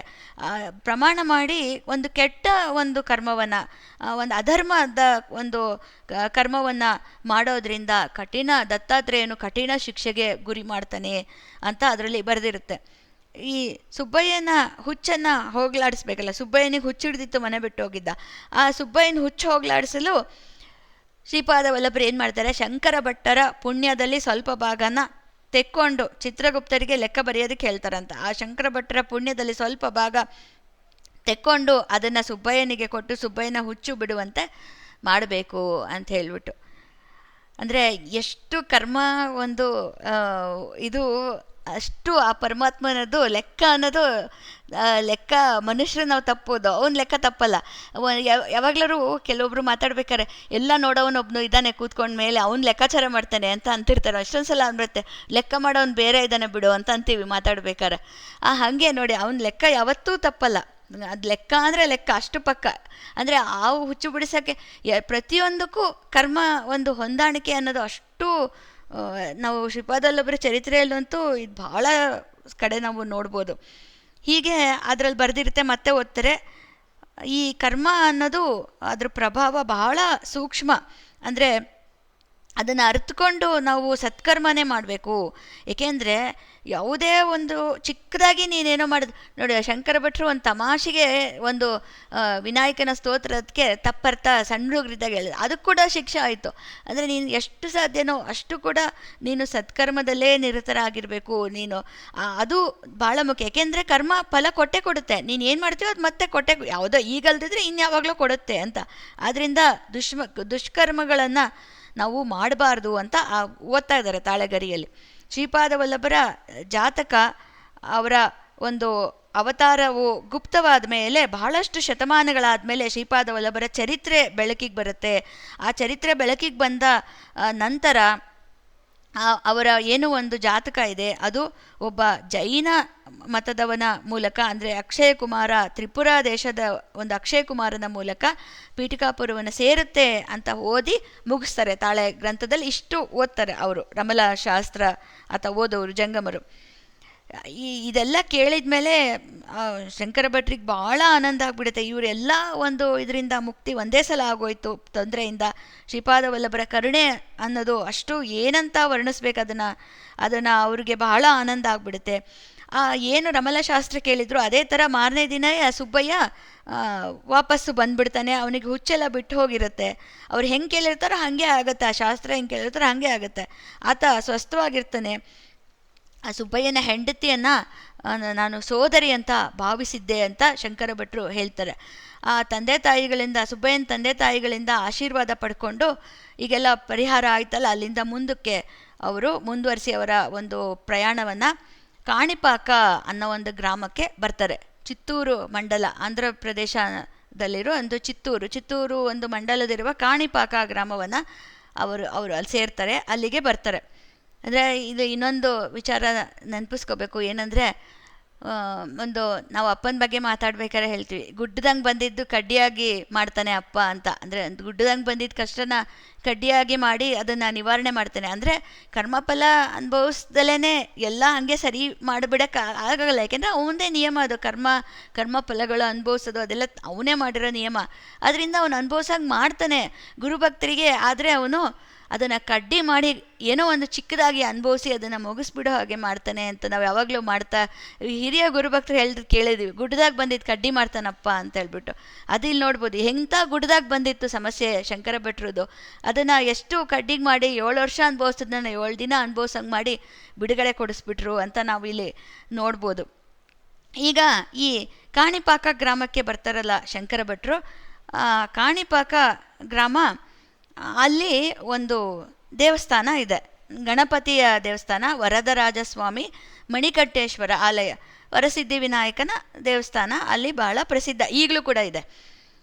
ಆ ವರಸಿದ್ಧಿ ವಿನಾಯಕನ ದರ್ಶನ ಮಾಡ್ತಾರೆ ಅಲ್ಲಿ ಶಂಕರ ಭಟ್ರು. ಮಾಡಿ ಹೊರಗಡೆ ಬರ್ತಾರೆ. ಹೊರಗಡೆ ಬಂದಾಗ ಅಲ್ಲೊಂದು ದೊಡ್ಡ ನಾಯಿ, ಅತಿ ಎತ್ತರವಾದ ಒಂದು ನಾಯಿ ನಿಂತಿರುತ್ತೆ. ಇವ್ರಿಗೆ ಭಯ ಆಗತ್ತೆ. ಭಯ ಆಗಿ ಮತ್ತೆ ಆ ದೇವಸ್ಥಾನದೊಳಗೆ ವಾಪಸ್ ಹೋಗ್ತಾರೆ. ಸ್ವಲ್ಪ ಹೊತ್ತು ಕೂತ್ಕೊಂಡು ಧ್ಯಾನ ಮಾಡ್ತಾರೆ, ಮತ್ತೆ ಹೊರಗೆ ಬರ್ತಾರೆ. ಅಷ್ಟು ಹೊತ್ತಿಗೆ ಆ ಒಂದು ನಾಯಿನೇ ನೋಡಿರ್ತಾರೆ, ಅದೇ ಥರದ್ದು ಮತ್ತೆ ಇನ್ನೊಂದು ದೊಡ್ಡ ನಾಯಿ ಬಂದಿರುತ್ತೆ. ಮತ್ತೆ ಗುಡಿ ಒಳಗೆ ಹೋಗ್ತಾರೆ. ಏನಿದು, ಯಾಕೆ ಇವರು ಹಿಂಗೆ ಹೊರಗೆ ಹೋಗೋದು ಒಳಗೆ ಬರೋದು ಮಾಡ್ತಿದ್ದಾರೆ ಅಂತ ಅಲ್ಲಿರೋ ಪೂಜಾರಿಗೆ ಆಶ್ಚರ್ಯ ಆಗುತ್ತೆ. ಹೀಗೆ ಯಾಕೆ ಒಳಗೆ ಹೊರಗೆ ಓಡಾಡ್ತಿದ್ದೀರಾ ಸ್ವಾಮಿ ಅಂತ ಕೇಳ್ತಾರೆ ಅವರು.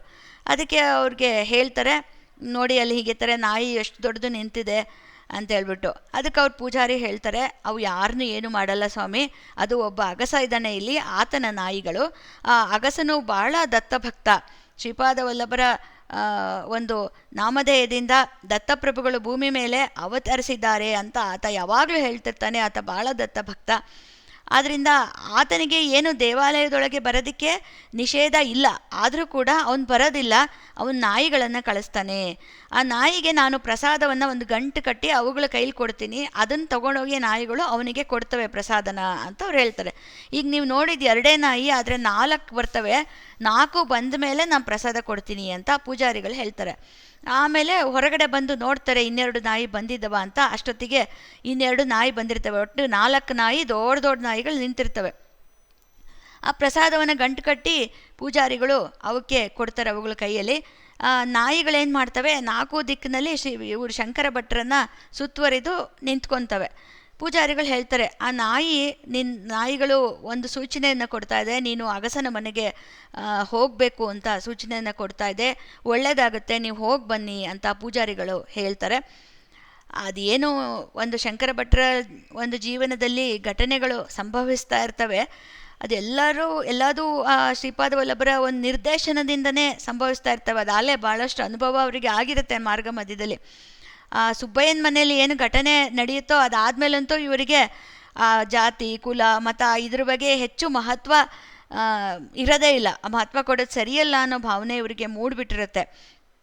ಯಾಕೆ ಅಂದರೆ ಇವಾಗ ಇನ್ನೊಂದು ಜನ್ಮದಲ್ಲಿ ಒಬ್ಬ ಜನ್ಮದಲ್ಲಿ ಹುಟ್ಟಿದ ಒಂದು ಚಾಂಡಾಲನಾಗಿ ಹುಟ್ಟಿದವನು ಮುಂದೆ ಬ್ರಾಹ್ಮಣನಾಗಿ ಹುಟ್ಬೋದು, ಬ್ರಾಹ್ಮಣನಾಗಿ ಹುಟ್ಟಿದವನು ಅವನು ಕರ್ಮದಿಂದ ಚಾಂಡಾಲನಾಗಿ ಹುಟ್ಬೋದು. ಹೀಗೆ ಯಾರು ಹೆಂಗೆ ಬೇಕಾದರೂ ಹುಟ್ಬೋದು. ಇದಕ್ಕೇನು ಒಂದು ಪಾಪ ಪುಣ್ಯದ ಗಂಟು ಅಷ್ಟೇ ಇದೆಲ್ಲ. ಅದ್ರ ಪ್ರಕಾರ ನಮ್ಮ ಒಂದು ಜನ್ಮ ಆಗುತ್ತೆ. ಈ ಕರ್ಮ ಒಂದು ಏನಿರುತ್ತೆ ಅದ್ರ ಪ್ರಕಾರ ಜನ್ಮ ಆಗುತ್ತೆ ಹೊರತು ಇದರಲ್ಲಿ ಇನ್ನೇನು ಬೇರೆ ವಿಶೇಷತೆ ಇಲ್ಲ ಅಂತ ಅವ್ರಿಗಾಗಲೇ ಅನ್ನಿಸ್ಬಿಟ್ಟಿರುತ್ತೆ. ಅವರು ಆ ಪೂಜಾರಿಗಳು ಹೇಳಿದ ಹಾಗೆ ಅಗಸನ ಮನೆಗೆ ಶಂಕರ ಭಟ್ರು ಹೋಗ್ತಾರೆ. ಆತನ ಹೆಸರು ತಿರುಮಲ ದಾಸ ಅಂತ. ಆತ ಬಹಳ ಭಕ್ತ, ದತ್ತಭಕ್ತ. ಆತನಿಗೆ 70 ವರ್ಷ ವಯಸ್ಸಾಗಿರುತ್ತಾಗ. ಆತ ಗುಡಿಸಲಿನಿಂದ ಹೊರಗಡೆ ಬರ್ತಾನೆ. ಆತ ಮಂಚದ ಮೇಲೆ ಇವ್ರನ್ನ ಕೂಡಿಸ್ತಾನೆ. ಇವರಿಗೆ ಏನೂ ಅನಿಸಲ್ಲ ಆವಾಗ. ಅಂದರೆ ಮುಂಚೆ ನಾವು ಕಥೆಯಲ್ಲಿ ಕೇಳಿದ್ದೀವಿ, ಕೇಳಿದವ್ರಿಗೆ ಗೊತ್ತಿರುತ್ತೆ. ಅವರಿಗೆ ನನಗೆ ಹಿಂಗೆ ಅನ್ನಿಸ್ತು, ನಾನು ಈ ರೀತಿ ಬ್ರಾಹ್ಮಣ ಅಂತ ಅನ್ನಿಸ್ತು, ನಾನು ಬೇರೆಯವರ ಇದಕ್ಕೆ ಹೋಗಿದ್ದೀನಿ ಅಂತ ಅನ್ನಿಸ್ತು ಅಂತೆಲ್ಲ ಅವ್ರು ಹೇಳ್ಕೊಳ್ತಾರೆ. ಆದರೆ ಈಗ ನೋಡಿ ಅವ್ರಿಗೇನೂ ಅನ್ನಿಸ್ತಾ ಇಲ್ಲ. ಅವ್ರು ಕೂಡಿಸ್ತಾ ಇವ್ರು ಕೂತ್ಕೊಂಡ್ರು, ಏನೂ ನಂಗೆ ಅನ್ಸೋದಿಲ್ಲ ಅಂತ. ಜನ್ಮ ಅಹಂಕಾರ ಅನ್ನೋದು ಭಾಳಷ್ಟು ಮಟ್ಟಿಗೆ ನನಗೆ ನಶಿಸಿ ಹೋಗಿತ್ತು ಅಂತ ಅವರೇ ಬರ್ಕೋತಾರೆ.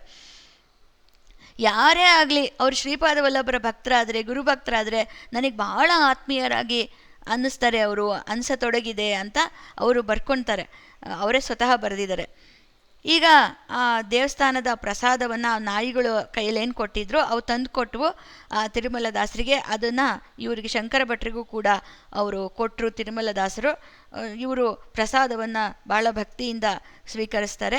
ನಂತರ ತಿರುಮಲ ದಾಸರು ಹೇಳೋದಕ್ಕೆ ಆರಂಭ ಮಾಡ್ತಾರೆ. ತಿರುಮಲ ದಾಸರು ಇವರು ಬರೋದನ್ನು ಕಾಯ್ತಾ ಇರ್ತಾರೆ. ಯಾವಾಗ ಬರ್ತಾರೋ ಶಂಕರ ಭಟ್ರು, ಯಾವಾಗ ಬರ್ತಾರೋ ನಾನು ಹೇಳಬೇಕು ಭಾಳಷ್ಟು ವಿಚಾರಗಳನ್ನು ಅವರಿಗೆ ಅಂತ ಕಾಯ್ತಾ ಇರ್ತಾರೆ. ಅದಕ್ಕೆ ಆತ ಹೇಳ್ತಾನೆ, ತಿರುಮಲ ದಾಸರು ಹೇಳ್ತಾರೆ, ಭಾಳ ಸುದಿನ, ಮಹಾ ಸುದಿನ ನನಗೆ. ನೀವು ಯಾವಾಗ ಬರ್ತಿರೋ, ನಿಮ್ಮ ದರ್ಶನ ಭಾಗ್ಯ ಯಾವಾಗ ಆಗುತ್ತೋ ಅಂತ ನಾನು ಕಾಯ್ತಾ ಇದ್ದೆ. ಏಕೆಂದರೆ ನಾನು ಭಾಳಷ್ಟು ವಿಚಾರ ನಿಮಗೆ ತಿಳಿಸೋದಿದೆ ಅಂತ ಹೇಳಿಬಿಟ್ಟು ಹೇಳ್ತಾರೆ. ಮಲ್ಲಾದ್ರಿಪುರ, ಪೀಠಿಕಾಪುರ, ಈ ರೀತಿ ನಾನು ಬಹಳಷ್ಟು ವಿಚಾರಗಳು ಅವುಗಳ ಬಗ್ಗೆ ಎಲ್ಲ ನಾನು ತಿಳಿಸ್ಬೇಕು ನಿಮಗೆ. ನೀವು ಇವತ್ತು ವರಸಿದ್ಧಿ ವಿನಾಯಕನ ಪ್ರಸಾದ ಸ್ವೀಕಾರ ಮಾಡಿದ್ದೀರಾ. ಇವತ್ತು ಚರಿತ್ರೆ ಬರೆಯೋದಕ್ಕೆ, ಶ್ರೀಪಾದ ವಲ್ಲಭರ ಚರಿತ್ರೆ ಬರೆಯೋದಕ್ಕೆ ಸುದಿನ. ಇವತ್ತೇ ಶ್ರೀಕಾರ ಹಾಕಿದ್ರೆ ಇವತ್ತೇ ಆರಂಭ ಮಾಡಿಬಿಡಿ ನೀವು ಅಂತ ತಿರುಮಲ ದಾಸರು ಹೇಳ್ತಾರೆ. ನೋಡಿ, ಇಲ್ಲೇ ನಾವೊಂದು ಯೋಚನೆ ಮಾಡಬೇಕು. ತಿರುಮಲ ದಾಸರಿಗೆ ಎಂಥ ಜ್ಞಾನ ಇದೆ ಅಂತ ಹೇಳ್ಬಿಟ್ಟು ನಾವು ಯೋಚನೆ ಮಾಡಬೇಕು. ಅವರು ಶಂಕರ ಭಟ್ರು ಮುಂಚೆ ಅವರು ನೋಡಿಲ್ಲ, ಗೊತ್ತಿಲ್ಲ, ಪರಿಚಯ ಇಲ್ಲ. ಶಂಕರ ಭಟ್ರಿಗೂ ಅವ್ರ ಪರಿಚಯ ಇಲ್ಲ. ಆದರೆ ತಿರುಮಲ ದಾಸರು ಹೀಗೊಬ್ಬ ಶಂಕರ ಭಟ್ರು ಅಂತ ಬರ್ತಾರೆ, ಅವರು ಚರಿತ್ರೆಯನ್ನು ಬರೆಯೋರಿದ್ದಾರೆ, ಅವ್ರಿಗೆ ನಾನು ವಿಚಾರ ತಿಳಿಸ್ಬೇಕು ಅಂದರೆ ಶ್ರೀಪಾದ ವಲ್ಲಭರು ಅವರಲ್ಲಾಗಲೇ ಅದನ್ನು ಮೂಡಿಸ್ಬಿಟ್ಟಿರ್ತಾರೆ, ಹಿಂಗೆ ಬರ್ತಾರೆ ಅಂತ ಹೇಳ್ಬಿಟ್ಟು. ಅಂದರೆ ಅವ್ರು ಎಂಥ ಭಕ್ತರು ತಿರುಮಲ ದಾಸರು, ಅವರಲ್ಲಿ ಎಷ್ಟು ಒಂದು ಶ್ರೀಪಾದ ವಲ್ಲಭರ ಅನುಗ್ರಹ ಇದೆ ಆತನಿಗೆ ಅಂತ ಹೇಳ್ಬಿಟ್ಟು ನಾವು ಇದರಿಂದ ನಾವೇ ತಿಳ್ಕೋಬೇಕು. ಹಾಗೆ ಅವರು ಹೇಳ್ತಾರೆ, ನೀವಿವತ್ತೇ ಶ್ರೀಕಾರ ಹಾಕಿ ಬರೆಯೋದಕ್ಕೆ ನಿಮಗೆ ಶ್ರೀಪಾದ ವಲ್ಲಭರ ಆಶೀರ್ವಾದ ಲಭ್ಯ ಆಗುತ್ತೆ ಅಂತ ಹೇಳಿಬಿಟ್ಟು ಅವರು ಹೇಳೋದಕ್ಕೆ ತಿರುಮಲ ದಾಸರು ಆರಂಭ ಮಾಡ್ತಾರೆ. ಅವರು ಮೊದಲು ಅವ್ರದ್ದು ಒಂಚೂರು ಕತೆ ಹೇಳ್ಕೊತಾರೆ. ಅಂದರೆ ಅವರು ಏನಾಗಿದೆ, ಅವರು ಒಂದು ಹಿಂದಿನ ಜನ್ಮದಲ್ಲಿ ದೊಡ್ಡ ಪಂಡಿತ ಆಗಿದ್ರಂತೆ. ಆದರೆ ತುಂಬ ಲೋಭಿ, ಪರಮ ಲೋಭಿ. ಆವಾಗ ಆ ಒಂದು ಜನ್ಮದಲ್ಲಿ ಅವ್ರಿಗೇನು ಮರಣ ಸಮಯ ಬಂತು. ಆ ಸಮಯದಲ್ಲಿ ಒಂದು ಚಿಕ್ಕ ಕರುವು, ಆಗ ತಾನೇ ಒಂದು ಹುಟ್ಟಿದ ಕರು ಏನು ಮಾಡುತ್ತೆ, ಒಂದು ಹಳೆಯ ಬಟ್ಟೆನ ಅಗಿಯೋದನ್ನು ನೋಡ್ತಾರೆ, ಯಾವುದೋ ಒಂದು ಹಳೆಯ ಬಟ್ಟೆನ. ಆದರೆ ಇವರು ಮರಣ ಹೊಂದುತ್ತಾ ಇರ್ತಾರೆ ಇನ್ನೇನು, ಆಗ ನೋಡಿದ ಘಟನೆ. ಅದನ್ನು ಇವರಿಗೆ ಮಹಾ ಲೋಭಿ ಆದ್ರಿಂದ ಆ ಒಂದು ಹಳೆಯ ಬಟ್ಟೆನೇ ಆದರೂ ಅಯ್ಯೋ ಇತ್ಲ ಕಡೆ ಪ್ರಾಣ ಹೋಗೋ ಥರ ಇರುತ್ತೆ. ಆದರೂ ಕೂಡ ಆ ಹಳೆ ಬಟ್ಟೆ ನೋಡಿ, ಹಳೆ ಬಟ್ಟೆ ಅದನ್ನು ಹಾಳು ಮಾಡಿಬಿಡುತ್ತೆ, ಅದನ್ನು ಜಾಗ್ರತೆಯಾಗಿ ಎತ್ತಿಡು ಅಂತ ಮಗನಿಗೆ ಹೇಳ್ತಾರಂತೆ. ಅಂದರೆ ಅವಸಾನ ಕಾಲದಲ್ಲಿ ಒಂದು ಕೊಳಕ ಬಟ್ಟೆಯನ್ನು ನೋಡುತ್ತಾ ಪ್ರಾಣ ಹೋಗ್ಬಿಡುತ್ತೆ ಅವರದ್ದು. ಹಾಗೆ ಆಗಿದ್ದರಿಂದ ಅಗಸನಾಗಿ ಹುಟ್ಟಿದೆ ಅಂತ ಹೇಳ್ತಾರೆ. ಅಂದರೆ ಮರಣಕಾಲದಲ್ಲಿ ಏನು ಒಂದು ಸಂಕಲ್ಪದಿಂದ ಪ್ರಾಣ ಹೋಗುತ್ತೋ ಅದಕ್ಕನುಸಾರವಾಗಿ ಮುಂದಿನ ಜನ್ಮ ಅನ್ನೋದು ಲಭಿಸುತ್ತಂತೆ. ಇದ್ರ ಬಗ್ಗೆ ಅಂತೂ ಸಾಕಷ್ಟು ಮಹಾತ್ಮರು ಸಾಕಷ್ಟು ಹೇಳಿಬಿಟ್ಟಿದ್ದಾರೆ. ಒಂದು ರೀತಿ ಮರಣಕಾಲದಲ್ಲಿ ನಾವು ಪರಮಾತ್ಮನ ಸ್ಮರಣೆ ಬರಬೇಕು ಅನ್ನೋದಕ್ಕೆ ಇಡೀ ಜೀವನ ಹೋರಾಡಬೇಕು. ಏಕೆಂದರೆ ಬರಲ್ಲ ಅಂಥದ್ದು. ಅದರಲ್ಲಿ ಏನು ನಮಗೆ ಗಟ್ಟಿ ನೋಡಿ, ಅವ್ರಿಗೆ ಲೋಭ ಇತ್ತು, ಅದರಿಂದ ಹಳೆ ಬಟ್ಟೆ ಇದ್ದರೂ ಹಾಳಾಗ್ತಿದೆ ಅನ್ನೋದು ಬಂದ್ಬಿಡ್ತು ಮನಸ್ಸಿಗೆ. ಅಲ್ಲಿ ಪರಮಾತ್ಮನ ಸ್ಮರಣೆ ಬರಬೇಕು ಅಂದರೆ ಅದಕ್ಕೆ ಇಡೀ ಜನ್ಮ ನಾವು ಸ್ಮರಣೆ ಮಾಡಿದ್ರೆ ಮಾತ್ರ ಅದು ಕೊನೆಗಾಲದಲ್ಲಿ ಸ್ಮರಣೆ ಬರೋದು, ಇಲ್ಲಾಂದರೆ ಬರಲ್ಲ ಅಂತ ಬ್ರಹ್ಮಚೈತನ್ಯ ಮಹಾರಾಜರು ಸಾಕಷ್ಟು ಹೇಳಿದ್ದಾರೆ. ಅಂತ್ಯಕಾಲದಲ್ಲಿ ಒಂದು ಆ ಸ್ಮರಣೆ ಅನ್ನೋದು ಬಂತು ಅಂದರೆ ನಾವು ಗೆದ್ವಿ ಅಂತ. ನೋಡಿ, ಅಂತ್ಯಕಾಲದಲ್ಲಿ ಒಂದು ಬಟ್ಟೆ ನೋಡಿ ಸತ್ತಿದ್ದಕ್ಕೆ, ಹಳೆ ಬಟ್ಟೆ ನೋಡಿ ಅದ್ರ ಚಿಂತೆ ಮಾಡಿ ಸತ್ತಿದ್ದಕ್ಕೆ ಅವರಿಗೆ ಅಗಸನ ಜನ್ಮ ಬಂತು ಅಂತ ಎಷ್ಟು ಇದರಲ್ಲಿ ಮಹತ್ವ ಇದೆ ಅಂತ ನಾವು ನೋಡ್ಬೋದು.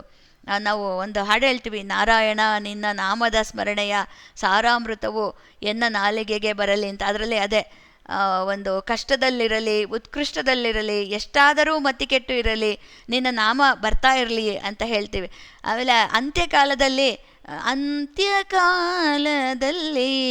ಚಿಂತಿಸೋ ಹಾಗೆ ನಾರಾಯಣ ನಿನ್ನ ನಾಮದ ಸ್ಮರಣೆಯ ಸಾರಾಮೃತವು ಎನ್ನ ನಾಲಿಗೆಗೆ ಬರಲಿ ನಾರಾಯಣ ಅಂತ ಅಂತ್ಯಕಾಲದಲ್ಲಿ ಚಿಂತಿಸೋ ಹಾಗೆ. ಅಂದರೆ ಎಷ್ಟು ಇಂಪಾರ್ಟೆಂಟು ಅಂತ್ಯಕಾಲದಲ್ಲಿ ನಾವು ಅವನನ್ನು ಚಿಂತಿಸೋದು ಅನ್ನೋದು ಇಲ್ಲಿ ತುಂಬ ಚೆನ್ನಾಗಿ ಹೇಳಿದ್ದಾರೆ.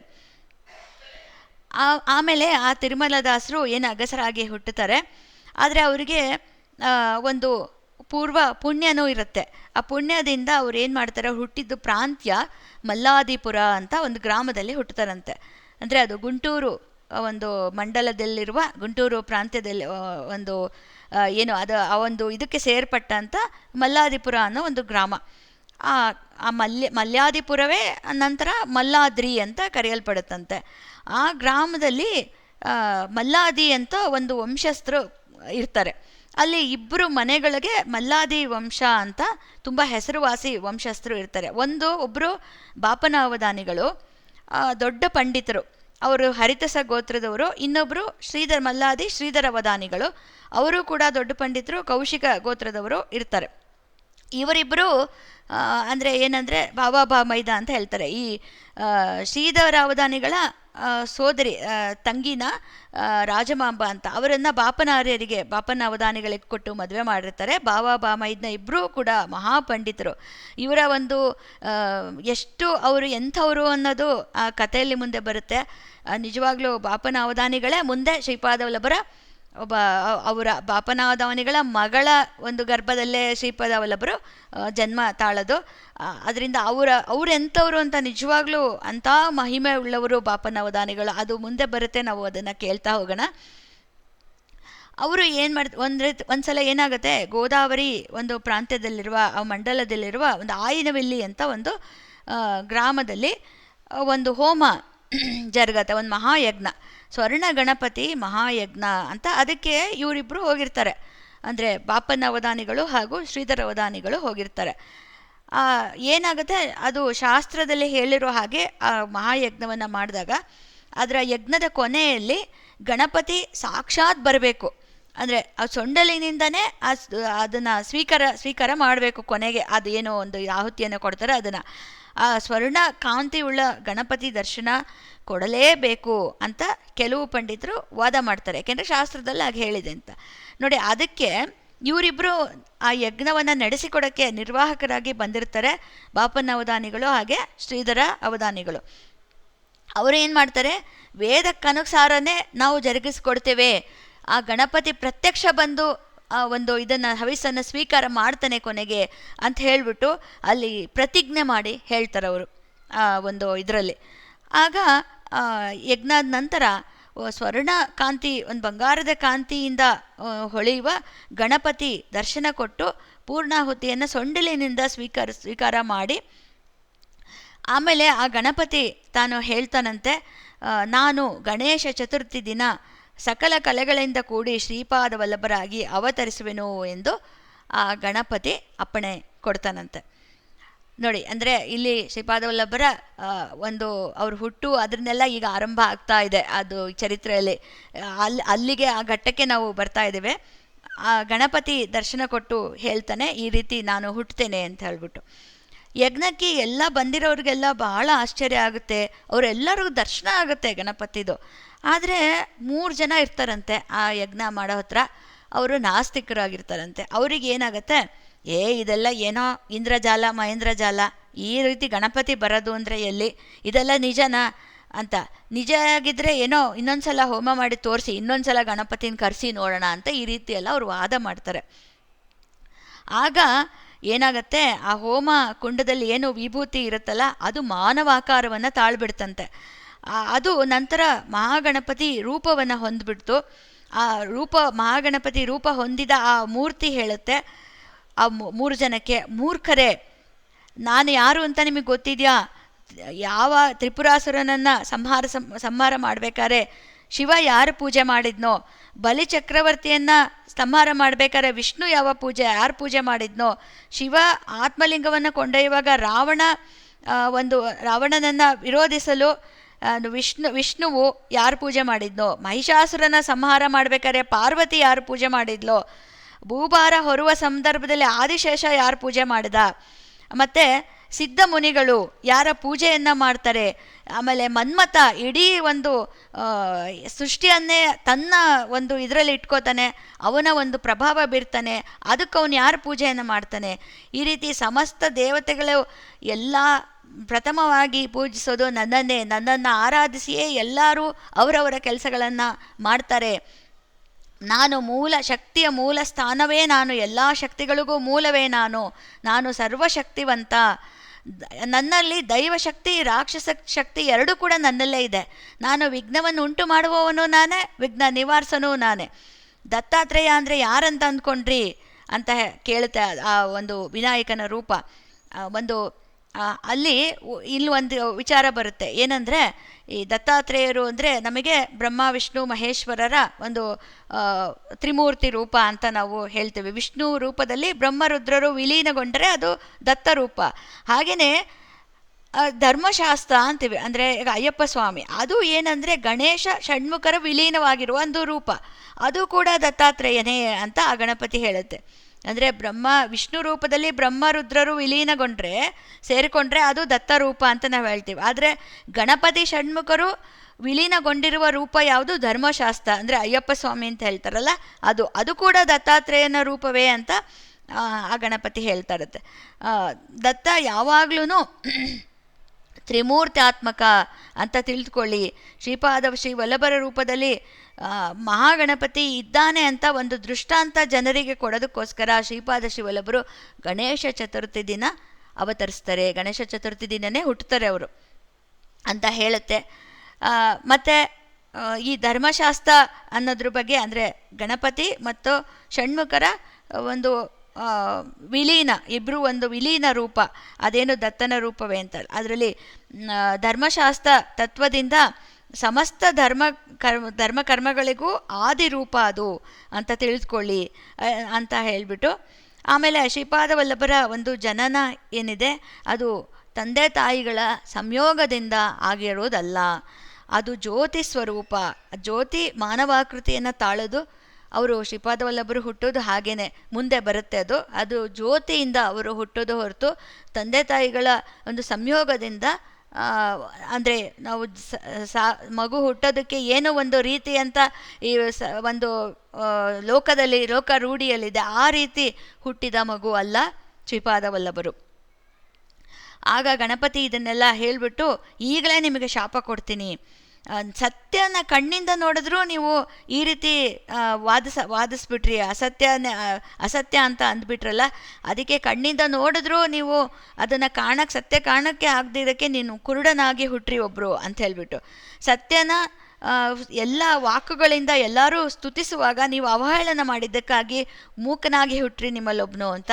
ಹಾಗೆ ಸತ್ಯನ ಎಲ್ಲರೂ ನಿಮ್ಗೆ ಹೇಳ್ತಾ ಇದ್ರೂ ಇದೇ ಸತ್ಯ ಅಂತ ಕಿವಿಗೆ ಹಾಕಿಕೊಳ್ಳದೆ ನೀವು ಇದು ಅಸತ್ಯ ಅಂತ ವಾದ ಮಾಡಿದ್ದಕ್ಕೆ ಒಬ್ಬರು ಕಿವುಡರಾಗಿ ಹುಟ್ಟ್ರಿ. ಹೀಗೆ ಮೂರಿಗೂ ಒಬ್ಬನು ಮೂಕ, ಕಿವುಡ, ಕುರುಡ ಈ ರೀತಿ ಹುಟ್ಟ್ರಿ ಅಂತ ಶಾಪವನ್ನು ಕೊಡ್ತಾನೆ ವಿನಾಯಕ.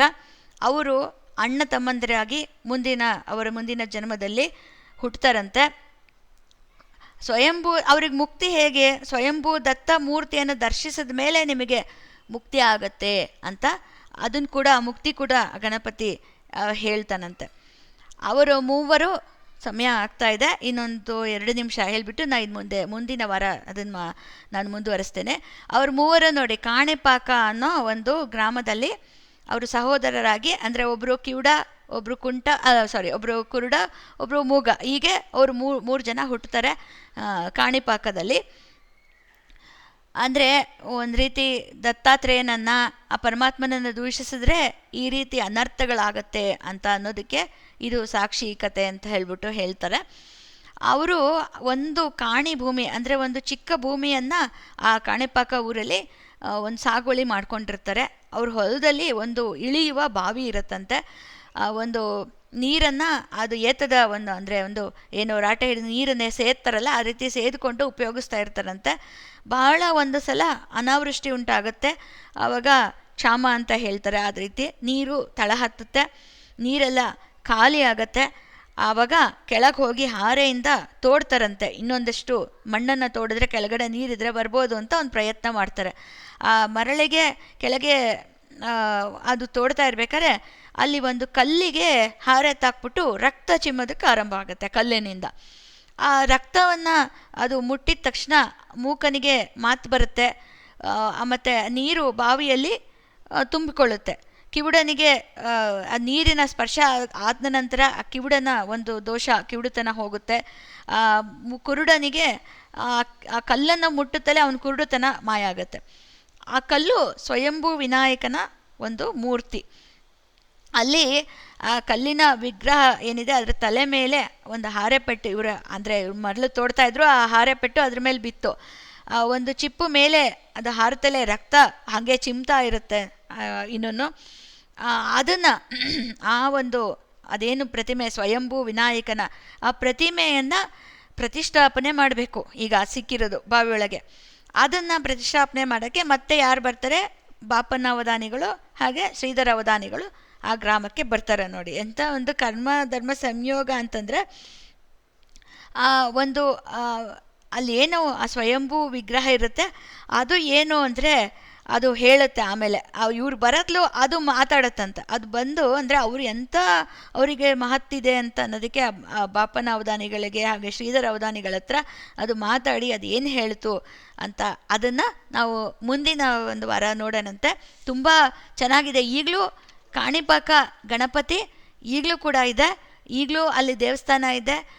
ಅದೆಲ್ಲ ಆಯಿನವಿಲ್ಲಿ ಅಂತ ಅವ್ರೇನು ಹೋಮ ಮಾಡಿದ್ರಲ್ಲ ಅಲ್ಲಿ ಕೂಡ ಸ್ವಯಂಭೂ ಗಣಪತಿ ಈಗಲೂ ಕೂಡ ಆ ದೇವಸ್ಥಾನ ಇದೆ. ಅಷ್ಟೇ ಒಂದು ಶಕ್ತಿಯುತವಾದ ಸ್ಥಾನಗಳು. ಅದನ್ನು ಮುಂದಿನ ವಾರ ಅದ್ರ ಕಥೆನ ನೀವು ಈಗಲೂ ಕೂಡ ನೀವು ಇಂಟರ್ನೆಟ್ಟಲ್ಲಿ ತೆಗೆದು ನೋಡಿದ್ರೆ ಇದರಲ್ಲಿ ಇರೋ ಕಥೆನೇ ಅಲ್ಲೂ ಕೂಡ ಇದೆ. ಆ ಒಂದು ಚರಿತ್ರೆ, ಆ ಪ್ರದೇಶದ ಆ ದೇವಸ್ಥಾನದ ನೀವು ಚರಿತ್ರೆ ತೆಗೆದು ಓದ್ಬೋದು. ಇದೇ ಚರಿತ್ರೆ ಅದರಲ್ಲೂ ಕೂಡ ಬರುತ್ತೆ. ಅದನ್ನು ಮುಂದಿನ ವಾರ ನಾವು ನೋಡೋಣ. ಇವತ್ತಿನ ದಿನ ನಾವು ಈ 5ನೇ ಅಧ್ಯಾಯದ ಇನ್ನೇನು ಕೊನೆಗೆ ಬಂದಿದ್ವಿ, ಇನ್ನೊಂದು ಸ್ವಲ್ಪ ಇದೆ. ಮುಂದಿನ ವಾರ ಅದನ್ನು ಮುಕ್ತಾಯ ಮಾಡಿ ಮತ್ತೆ 6ನೇ ಅಧ್ಯಾಯಕ್ಕೆ ಹೋಗೋಣ ಅಂತ ಹೇಳ್ತಾ ತಮ್ಮೆಲ್ಲರಿಗೂ ಸತ್ಸಂಗಕ್ಕೆ ಆಗಮಿಸಿದ್ದಕ್ಕಾಗಿ ನಾನು ಹೃತ್ಪೂರ್ವಕವಾದ ಧನ್ಯವಾದಗಳನ್ನು ಹೇಳ್ತಾ ನಮಸ್ಕಾರಗಳನ್ನು ಸಲ್ಲಿಸ್ತಾ ಇಂದಿನ ಒಂದು ಸತ್ಸಂಗವನ್ನು ಮುಕ್ತಾಯ ಮಾಡ್ತಾ ಇದ್ದೇನೆ. ದಿಗಂಬರ ಗುರು ದಿಗಂಬರ ಶ್ರೀಪಾದವಲ್ಲಭ ದಿಗಂಬರ, ದಿಗಂಬರ ಗುರು ದಿಗಂಬರ ಶ್ರೀಪಾದವಲ್ಲಭ ದಿಗಂಬರ, ದಿಗಂಬರ ಗುರು ದಿಗಂಬರ ಶ್ರೀಪಾದವಲ್ಲಭ ದಿಗಂಬರ, ದಿಗಂಬರ ಗುರು ದಿಗಂಬರ ಶ್ರೀಪಾದವಲ್ಲಭ ದಿಗಂಬರ, ಶ್ರೀಪಾದವಲ್ಲಭ ದಿಗಂಬರ, ಶ್ರೀಪಾದವಲ್ಲಭ ದಿಗಂಬರ.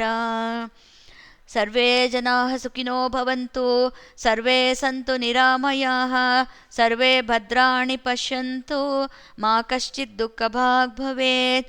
ಓಂ ಶಾಂತಿ ಶಾಂತಿ ಶಾಂತಿ. ಗುರುದೇವ ದತ್ತ. ಜೈಶಂಕರ್ಲಿಂಗ. ಮುಂದಿನ ವಾರ ಸಿಗೋಣ. ನಮಸ್ತೆ. ಜೈಶಂಕರ್ಲಿಂಗ.